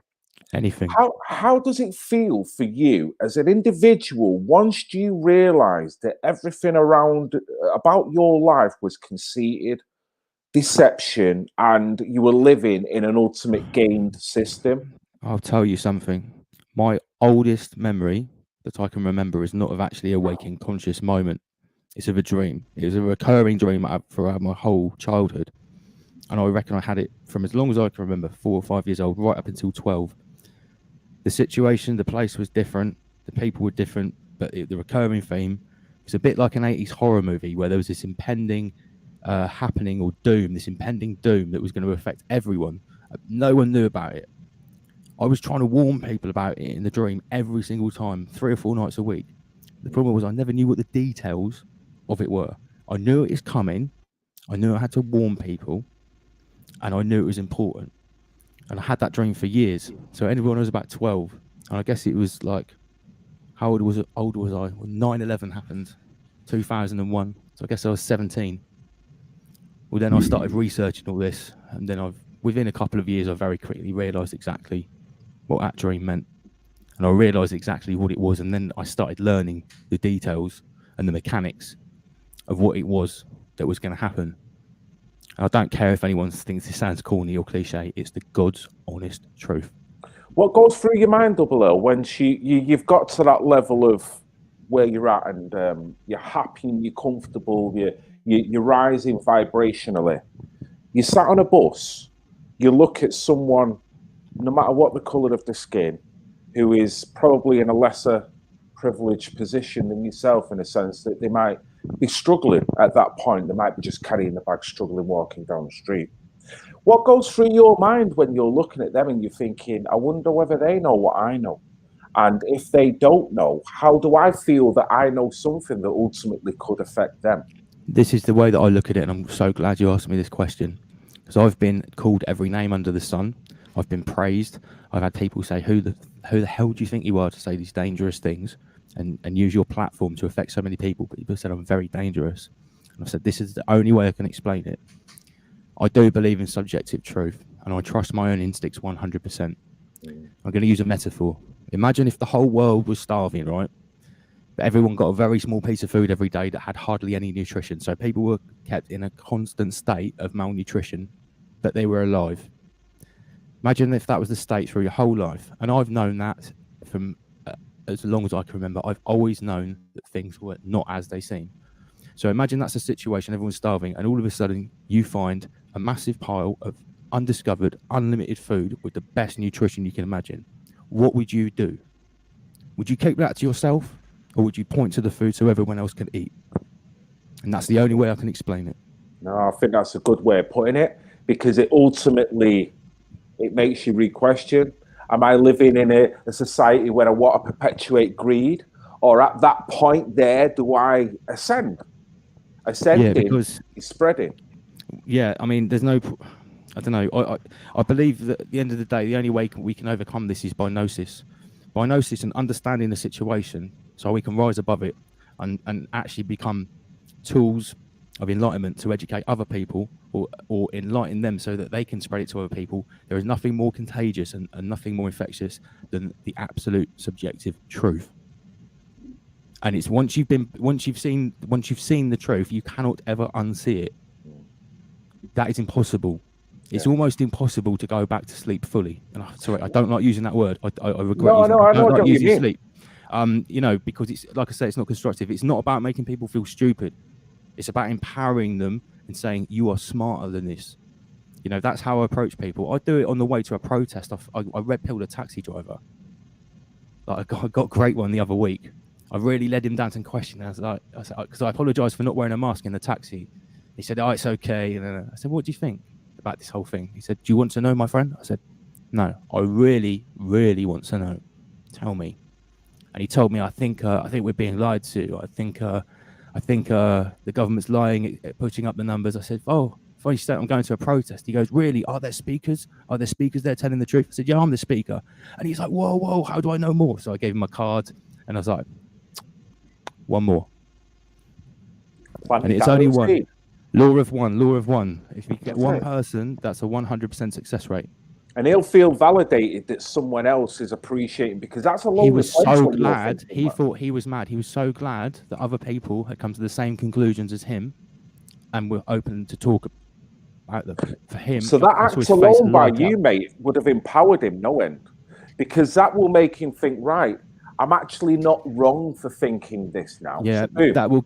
Hopefully, he took my card, watched the videos, and he saw some of like the evidence I've presented. And I present 90% source evidence directly from UN, WHO, Gavi, Gates. I try to only use their own literature, because at the end of the day, it's all spelled out. So hopefully, he went and saw that, and now that dude is empowered. He's confident to speak his own truth, and now actually become a beacon, another resonant fork, another tuning fork of the same vibration, and that's how it spreads. Brilliant way of putting it. A single candle lights up the darkness, mate. A single candle. Without a doubt, mate. And what better way is a taxi driver is constantly picking people up. Imagine by the time everyone's getting out the cab, the red pill. It's like, what? Mate, you've got constant fares. We just got to keep putting people in his cab. You know what I mean? Coming out red pill. If the man can give is the red pill. Exactly. You know what I mean? One thing we're born with, and that's a thing called discernment. People don't use that word a lot anymore. True. Right? Nobody knows. It's a really, really important word. Right? So, I mean, you know, I don't basically, I'll speak to people. If he asks me a question, I'll tell him, you know what I mean? You know that, Phil. It's, you know, I'm not, unless I'm on the mic rapping, you know, I don't do a lot of sort of mingling and spreading my views about it, because most people don't like them, which is fine by me. You know what I mean? That's my version of red pilling. If I annoy somebody with what I say, you know, I'm hitting a nerve, you know what I mean? And I'll do it in a conversation as opposed to a, you know, people just seem to turn up and, you know, when there's too much information thrown at them. But the thing, discernment, is the one thing that we've all got. We're born with it, you know what I mean? And that's that little voice in our head. What's happened is, and it's been in a short space of time, because I grew up in the 70s. Yeah, there was racism. I felt racism. We all felt racism. But that racism is called shitting on the working class, right? And this whole, you know, class system and stuff like that. But one thing I do have, and that's that little voice in my head, that little light in my heart, that guides us all. And in about 20 years, you know what I mean? Yeah, I'd say that within 30 years or so, that's sort of been taught out people to ignore that, because they feel silly if you open the mouth, you get called names, you know what I mean? And I think the one thing we have that they don't have, you know what I mean, is that little voice in our head. The whole thing about billionaires losing the ability to see emotions on people's faces.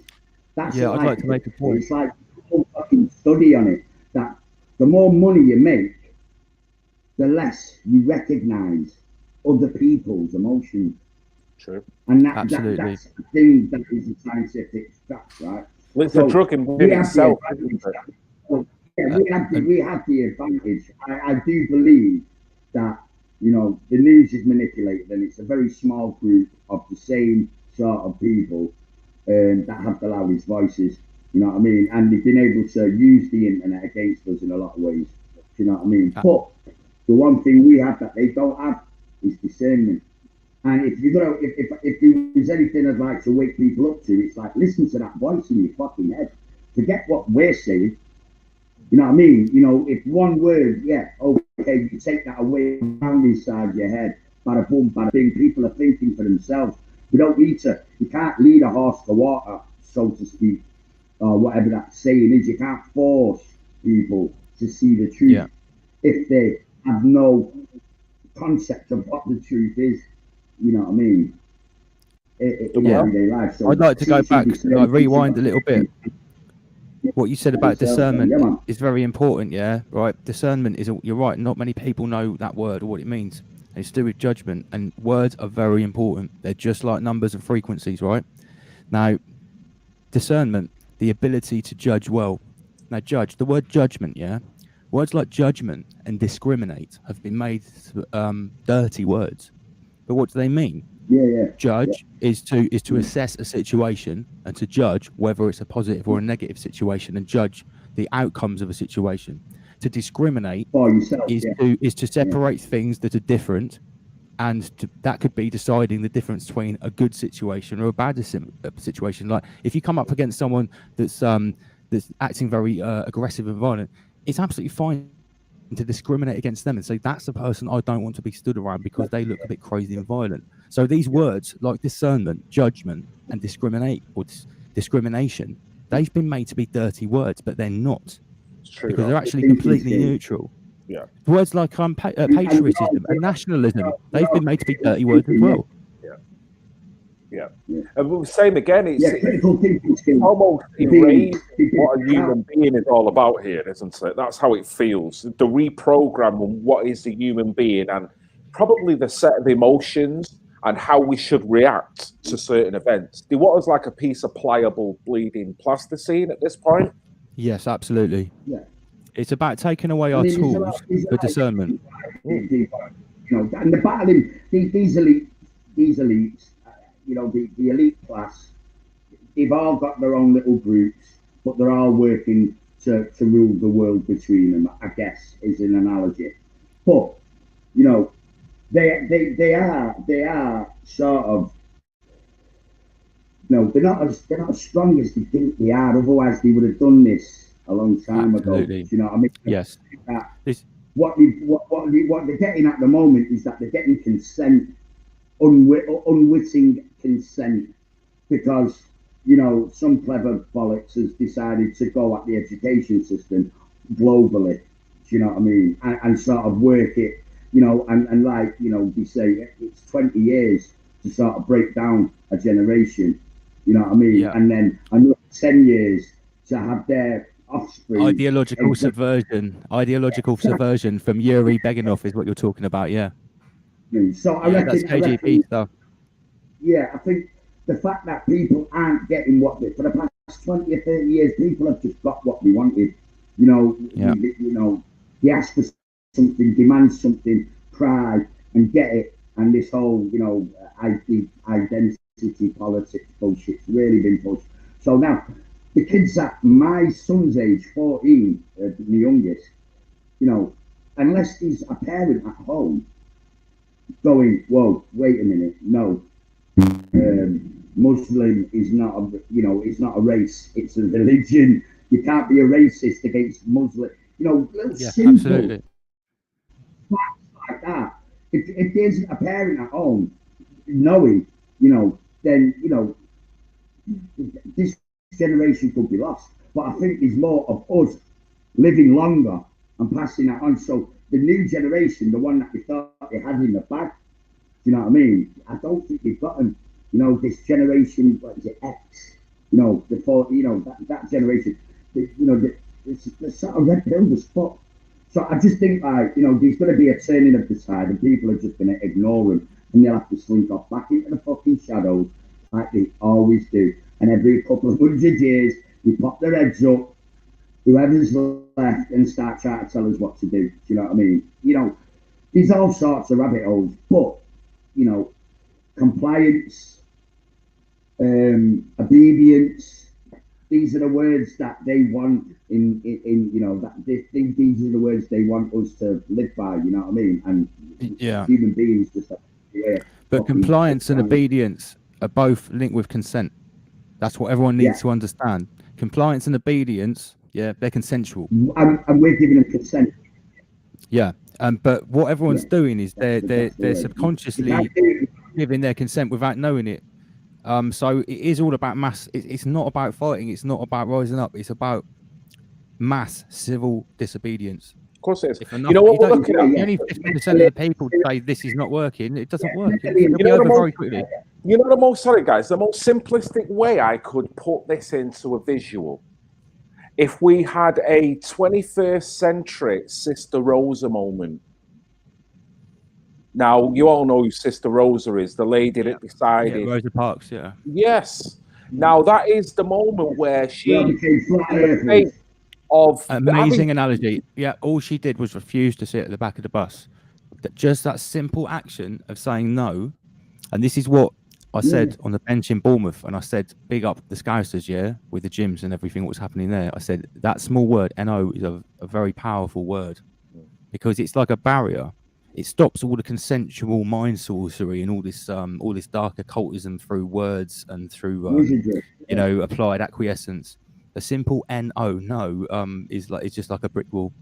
And people just underestimate the power of that massively. And Rosa Parks is an absolute, just a quintessential manifestation of that. Sitting at the front of the bus and just saying no, literally set a standard that rippled throughout our vibrational realm and changed it forever. That's what you talk about. Remember, you always use the analogy with the brick in the water and the ripples that generate. Yeah, that Serco stuff was my brick. That's what created the ripple, which I'm trying to ride and keep presenting. I'm not going to be making a video just for the sake of it now. I'm ready and poised the next time that they make a move with the next stage of this agenda, because there's multiple ways they can go. I've studied Rockefeller, Lockstep. I've studied everything, all of their scenarios. So the next time they make a move, I've got everything ready to go. All the information to lay it out. Here you go, here you go, here you go. This is how they planned it. Look, this is planned. Because, if anyone's not paying attention by now and they think that this is just playing out how we're being told, then they're going to have a very rude awakening very, very soon. Because this is going to fall apart globally very, very soon. And we're going to see a massive rise in false flag Islamic terrorism that has already started. Yeah. In case you hadn't have you noticed this circus is perpetuating again? Sorry, one minute, Nick. 1 second. Sorry, mate. 1 minute. Yeah. Nick, 1 second. Have you noticed with everything that's going on, we had a couple of years ago, we had a wave of terrorism, and then that's led into COVID and all the other situations, austerity that's hitting us, low vibration time after time. Yeah. We've been hit with COVID. And now we've got a wave of terrorism again that's scraping along. They don't have any new ideas, mate. There are no new ideas. The virus has been talked about, planned, written about, simulated and practiced multiple times throughout the last 20 years. That's what SARS, MERS, Event 201, CADEX. There have been 4 or 5 simulations of this event. John Hopkins, Rockefeller, Gates involved with most of them, yeah. So that it's not, they've been telling us this was going to happen. They told us, Fauci said in 18, Trump will be hit by a huge surprise pandemic. It's no surprise, is it? I think he even used the words definitely. I think he even said definitely. It's like open secret. Very open, hiding in plain sight, in your face, and that's part of the mockery. These dark occultists believe that's part of the mockery, so that these stupid cattle, that we're telling them what we do. It's like eating a burger in front of a load of cows. Eating a burger in front of a load of cows and laughing at them. You know what, mate? I was camping one year, and me and my daughter and my mate, we were on our bikes, and there was about 4 or 5 Angus bulls there, and they were doing nasty things to one another. They were defecating all over each other, and I'm thinking, man, I never want a Burger King burger again, but I actually had that thought in my head while I'm watching these animals living, and that is a cannibalistic kind of thought that it's not really good, really, because I shouldn't be thinking about devouring them as they're defecating on themselves. There's something very strange and wrong about that on so many different levels. But guys, I just want to swiftly move you on, because I think you've comments. Yeah, this comment here, mate. While I'm looking for this video, I just wanted to put this up. Stephen Lyon, one of my best subbers here. Double LMC, hello, mate. What's your thoughts on George Soros and his role in all? Funny you should ask that, because Mr. Georgie Schwartz, which is his original name, George Soros is a fake name. Soros is do you know the language Esperanto, which was a made-up language using Latin? This was supposed to be the language of the new European superstate that was created in the 70s, but it never took off. And in Esperanto, Soros means to soar, to fly. So his real name is Georgie Schwartz. He was and Schwartz is black, so Georgie Schwartz Black. means black. Georgie Black. Yeah. So he was in the Second World War. He was his family, as they were Jewish, they were persecuted by the Nazis, but he instantly, as a 12 or 13-year-old, started collaborating with the Nazis, going around taking the riches of other Jews, snitching on them. So he was a proper collaborator, and he talked about it very openly. The way that I conceptualize him is you have economic hitmen. You've heard the book The Economic Hitmen. They go into countries and devour them using loans and stuff. You have medical hitmen, like Bill Gates. George Soros he crosses two different disciplines, philanthropy and the media. So basically, he is the guy that pumps $500 million a year into moving people out of the developing world, giving them Soros-sponsored debit cards and moving them. Let's call it what it is, Double L. He's playing his part in human trafficking. Yeah, he's a master human trafficker. He's a master manipulator. He funds revolutions. They're called color revolutions. And Ukraine, all throughout Europe, there are these color revolutions. Black Lives Matter is a color revolution. The color is black. It's funded by George Soros from start to finish. Even on Wikipedia, it says 33. What a significant number. $33 million from George Soros. Warren Buffett, many other people. You can trace the money that goes into Black Lives Matter through AdBlue that goes straight back into the Democrats. They've taken $1 billion. I haven't seen any money that's been spent on any community projects for the black community through Black Lives Matter. And this is what I worked hard to expose it, because it's such a horrible, humiliating insult to the black community that you've got someone like George Soros funding a movement that's doing nothing but sowing division on every level, whether they realise it or not. He's toxifying a demographic, mate. That's all he's doing. He's also militarising them as well. He's militarising them.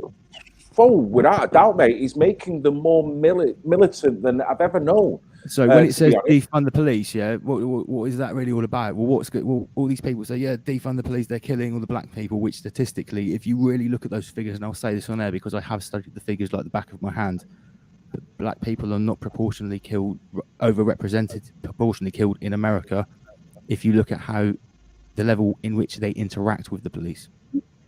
Yes. Okay. Consequences. Now, there's a big argument about why they interact with the police so much, and that's a totally separate argument. But the fact is that if you interact with the police at a much higher level, your chances of being shot by the police are higher. There's 350 million interactions a year in America with the police. White people are killed on a higher number, but there are only 12% of the population that are black people. However, I believe it's 30 or 40% of the violent crime, unfortunately, due to many different reasons, is committed by black people. So they have much higher interactions. So when you really study the statistics, what Black Lives Matter is saying is absolute garbage.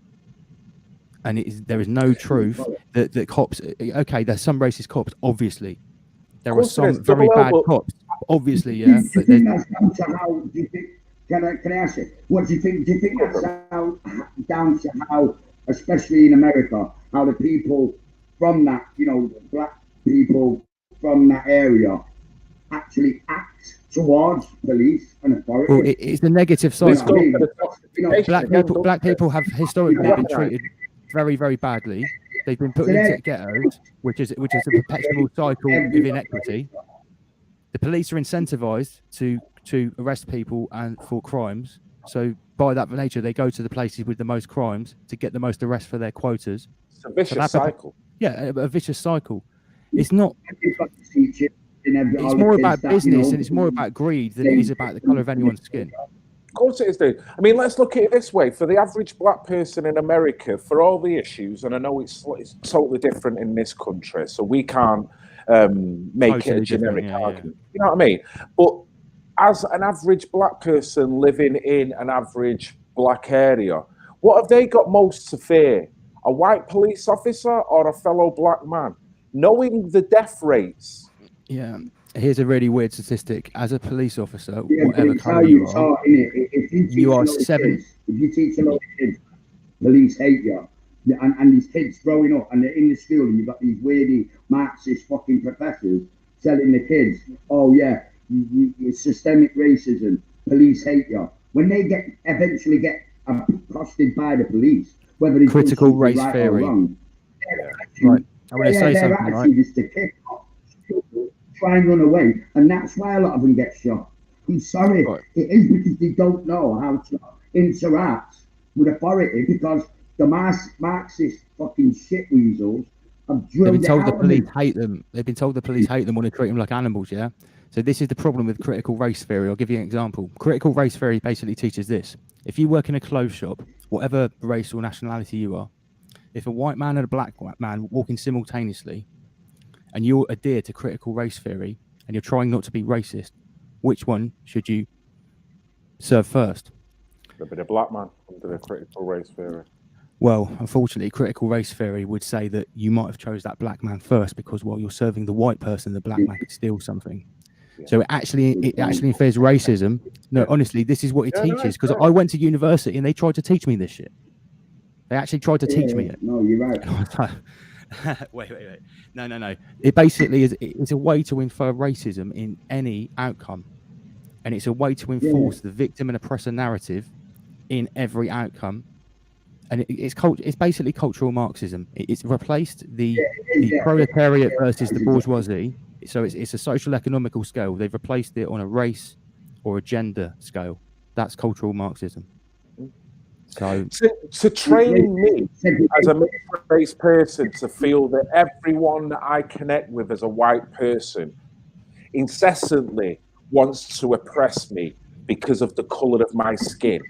That is the most dangerous inputting of information you could give to any individual. Only someone that hates you would say that. Only someone that had very ill intentions against you. Tesco have already started. Tesco said they want to segregate everybody again. Have you noticed? Have you noticed all these in the countries, in the universities in America, they're doing white spaces, right? This is what we want. Rosa Parks will be turning in her grave, mate. Wow. Yeah, man. So you've got Sainsbury's, Tesco, you've got all these supermarkets going, oh, well, we need to give black people their own space. Okay, but do you really think it's going to stop there? That's not what we want. They want racism, they want segregation. I saw an article the other day. It was suggesting that the countryside and cycling was inherently racist.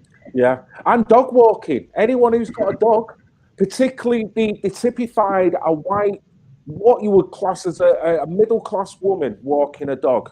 She's systemically racist because of that dog, because of where the ethnicity and the heritage of the dog and what the dog represents. I was a bit afraid coming on your show because apparently, Phil, you're a white supremacist and a Nazi, apparently. So I was a little bit afraid to come on. And so you should be, sir, because I am a proper wronging. You know what I mean? I don't know how my wife deals with me. Seriously, maybe because she goose steps along with me. We goose stepped down the aisle when we got married several years ago. Maybe that was the clue. I can picture it. It's so funny though, isn't it? You know what? I've never been involved in politics. I've always seen the left-right divide for what it is, the Hegelian dialect. Years ago, when I used to talk about and expose what was going on in the Middle East with the false flag terrorism, I was on that tip for a few years. This was 10 years ago. People always used to say, "Oh, bloody lefty," and I sort of thought, "What the fuck are you talking about, lefty?" Whatever. I'm trying to expose absolute blatant media lies and misrepresentations of reality. I have no political affiliation. It was sort of like, oh, anti-war lefty, yeah. And then like about 5 or 6 years ago, when I started really closely paying attention, before I came across you, Phil, I started paying attention to the culture split in America. I was glued to it. It was, first of all, very entertaining. Secondly, scary. And that's why I made that tune, Martial Law. I wrote it like 4 or 5 years ago because I saw what's happened in America. I was like, I really hope that doesn't come here. You know, people on one side dressed in patriot colours, Antifa on the other side. And it's like, it's weaponized. Yeah, weaponized. Yeah, they have weaponized people. And you know, it's crazy. I still talk to people now that still blame this on Trump. I was talking to my sister-in-law who lives in Florida. She was just on her way to go and vote. And she also admitted that her life under the Trump administration has been beneficial for her. Yeah, my American family love Trump. They said everyone's better off. Everyone's got a better car. Everyone's loving it. But at the same time, when they look at the polarization of the country, they don't think of the left or far left agenda, the Antifas that have been creating the division. They want to assume, because the media have been perpetuating this, that Trump as the one that's ignited the far left agenda. Not that seed was planted in the 60s. The Frankfurt School, the cultural Marxists that came over to the academia in America, Yale, Harvard, they came over in earlier than that, and they were cultural Marxists. They hated the American dream.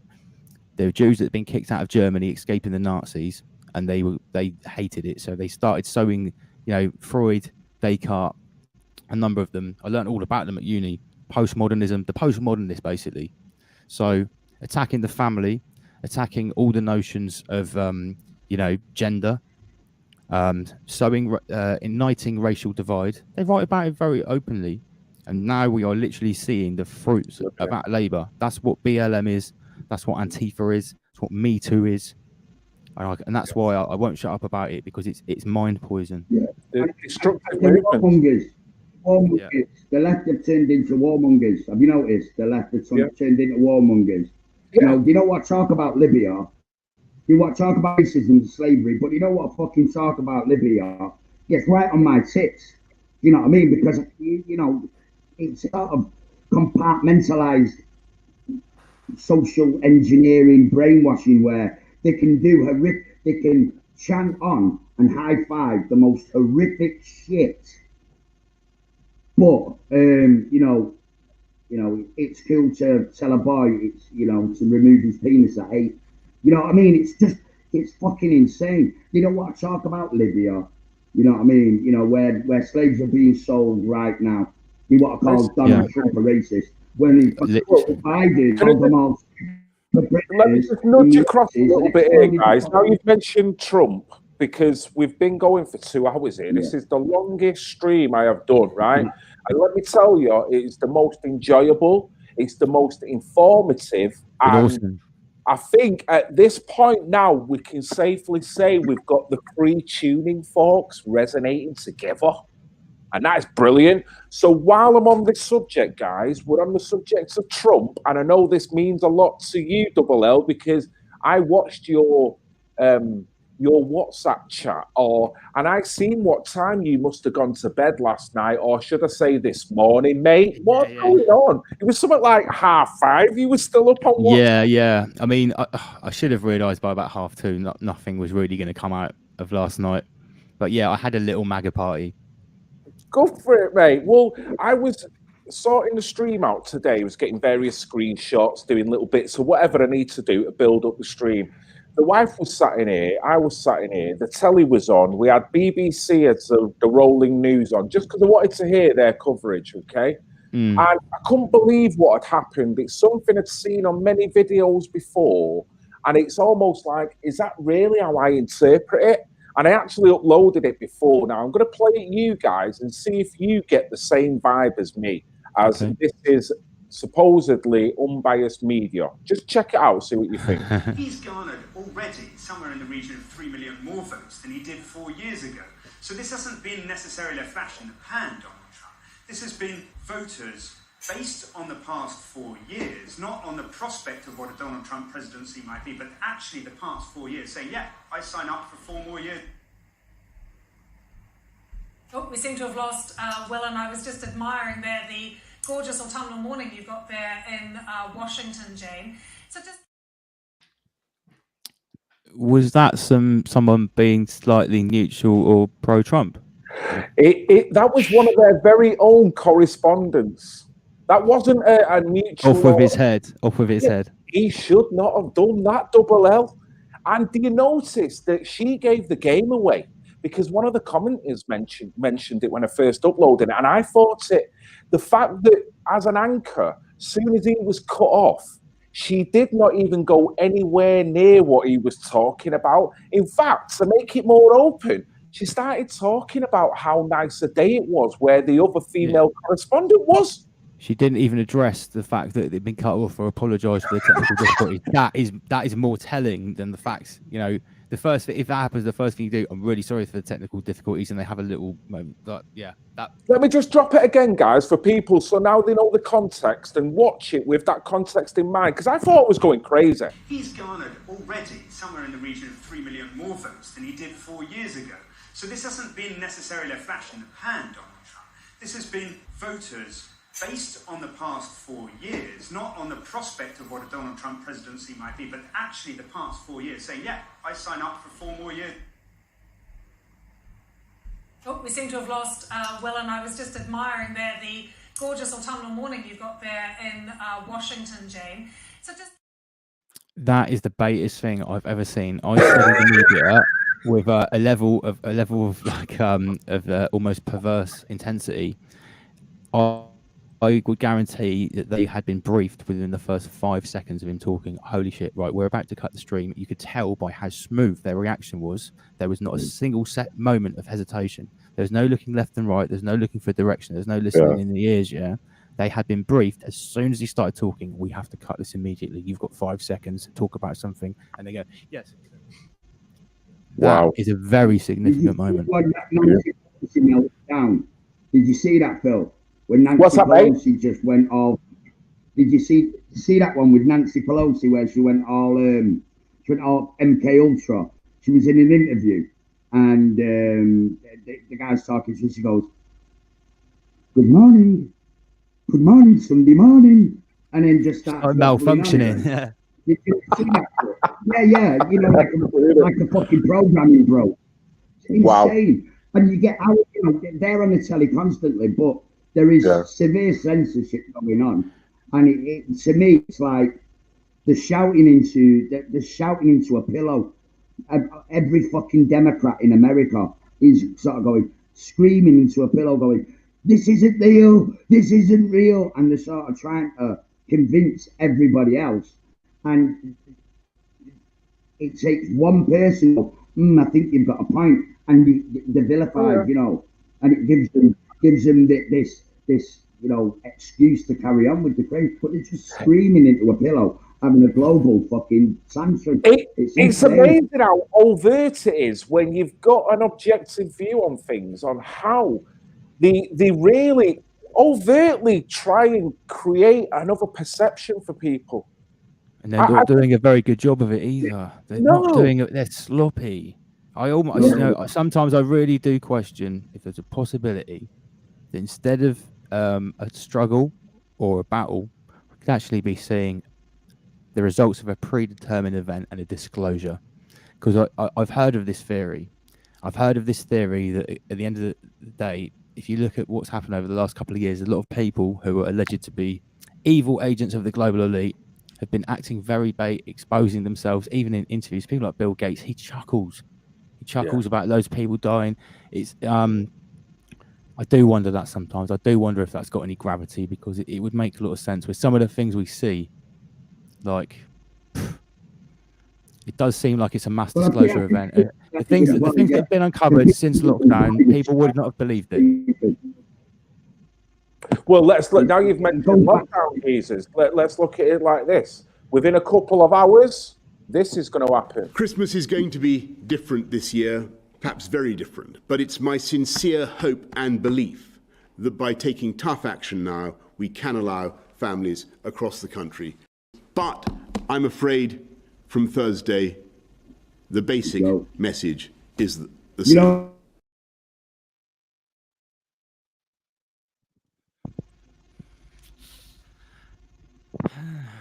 Open the floor, guys. What do you say to that? I have a feeling. You know why I think the elites are having a hard time? It's because, you know, what I was saying, like, they've got the people that they're employing, obviously, that are falling for this, you know, this line, this Marxism line. They haven't got the critical thinking skills, unfortunately. So when it comes to these big sort of complex scams, they always seem to get caught, because I don't think the people that are involved on a lower level have the critical thinking skills to actually pull what they want off, and the panicking. So they're moving everything up quick You know what I mean? And try to just, you know, drown It's always them the same, isn't it, Nicky? in In a way, on an innocent vessel-like mentality, if you're not honest, doesn't your deeds show up more than if you was of true, honest intention? Being genuine, in other words.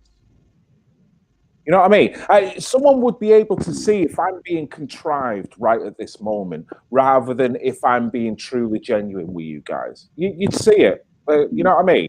Even if I'm good at masking it, the people will go, "Man, I know what you're doing." discernment. We've got it.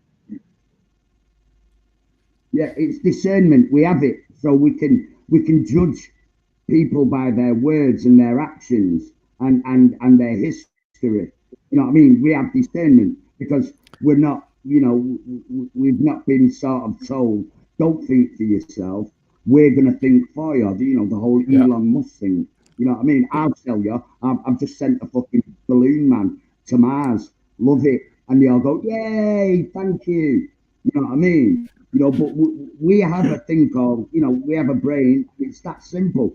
Do you know what I mean? It's like, you know, I think we're going to be okay as long as we can sort of, you know, convince people to trust their gut, trust their mind, trust what you see with your eyes. You know what I mean? You know, I mean, I know these, you know, you've got to be able to sort of encourage people to think, look, they're not as hard and they're not as powerful as they make themselves out to be. Yes, they have the money. They don't have the fucking numbers. They don't have the numbers. We have the numbers. You know what I mean? And they're trying to convince the small population, which they have a grip hold of. You know what I mean? Anybody under 30, well, most people under 30, they're trying to convince us that they're bigger than what they are. And they've got the followers and they've convinced them that everybody else believes what they believe. You know, you've got they people can't do it without a cooperation, mate. Because it, you know, they need your you know what I mean? They're doing it. Yeah. It's like in the Soviet Union. Yeah, and we don't. In the Soviet Union, they didn't just have some soldiers shoving people into ovens. They convinced everyone to kill themselves and to kill each other. They turned everyone against each other. In the Soviet Union, everyone was anyone could be the military police. Anyone could be a spy, even people in your own family. So everyone was turned against everyone else. No one trusts anyone. It's exactly what they're trying to do now. But instead of using the state and being a dissenter, they're using a virus. It's exactly the same MO. And it's very easy to see. Very cruel. I'll tell you what, guys, I can't last. My fiance is going to kill me if I. Yeah, same here. You know what? This has been an absolute gem of a stream. Do you want to come on my show, Phil? I would love to, mate, because I see the format of your show and I really like it with the drum and bass. Your friend sounds really interesting. I'd love to have a chat with him alongside you at some point as well, because I'd love to tap into his producing and whatnot. Honestly, I was in fraud today watching some of your shizzle. I'm like, man, beats. I'm like, what's going on here? And he's like, yeah. Should we just put some hip hop on? Yeah. Let's just put a bit of this on. That was just what he had on one memory stick. Like if he had like the Serco here. Up here and here we go. I'm like, what, man? These guys are sick. Next time we do it, we will have like a whole setup over there rather than just on the computer. It'll be proper next. That was just a little test. It'd be great to do a Christmas thing with us all if we could interlink that on a virtual thing, because we're all musically minded. We can all add something and just have this marathon of you play your bit, we'll play our bit. We'll all little half an hour sets with lots of different people. Yeah, you can do that on Zoom, I'm sure. Wicked. We'll have to maybe arrange that. Right. Okay. So we're going to call it a day here, guys. I think Nicky's muted. Right. Double L. It's been fascinating. Thank you for your time and your patience and your information here. People have loved you. How can they best reach you? Okay. So online, I always appear as double LMC. The word double, then L, then MC. So that's YouTube, brand YouTube, Instagram with underscores. On Facebook, don't go on. I'm trying to keep my Facebook profile. So all my work is on YouTube and brand YouTube, double LMC. The show is Rise Above. Share it with your mum, your dad, your nan.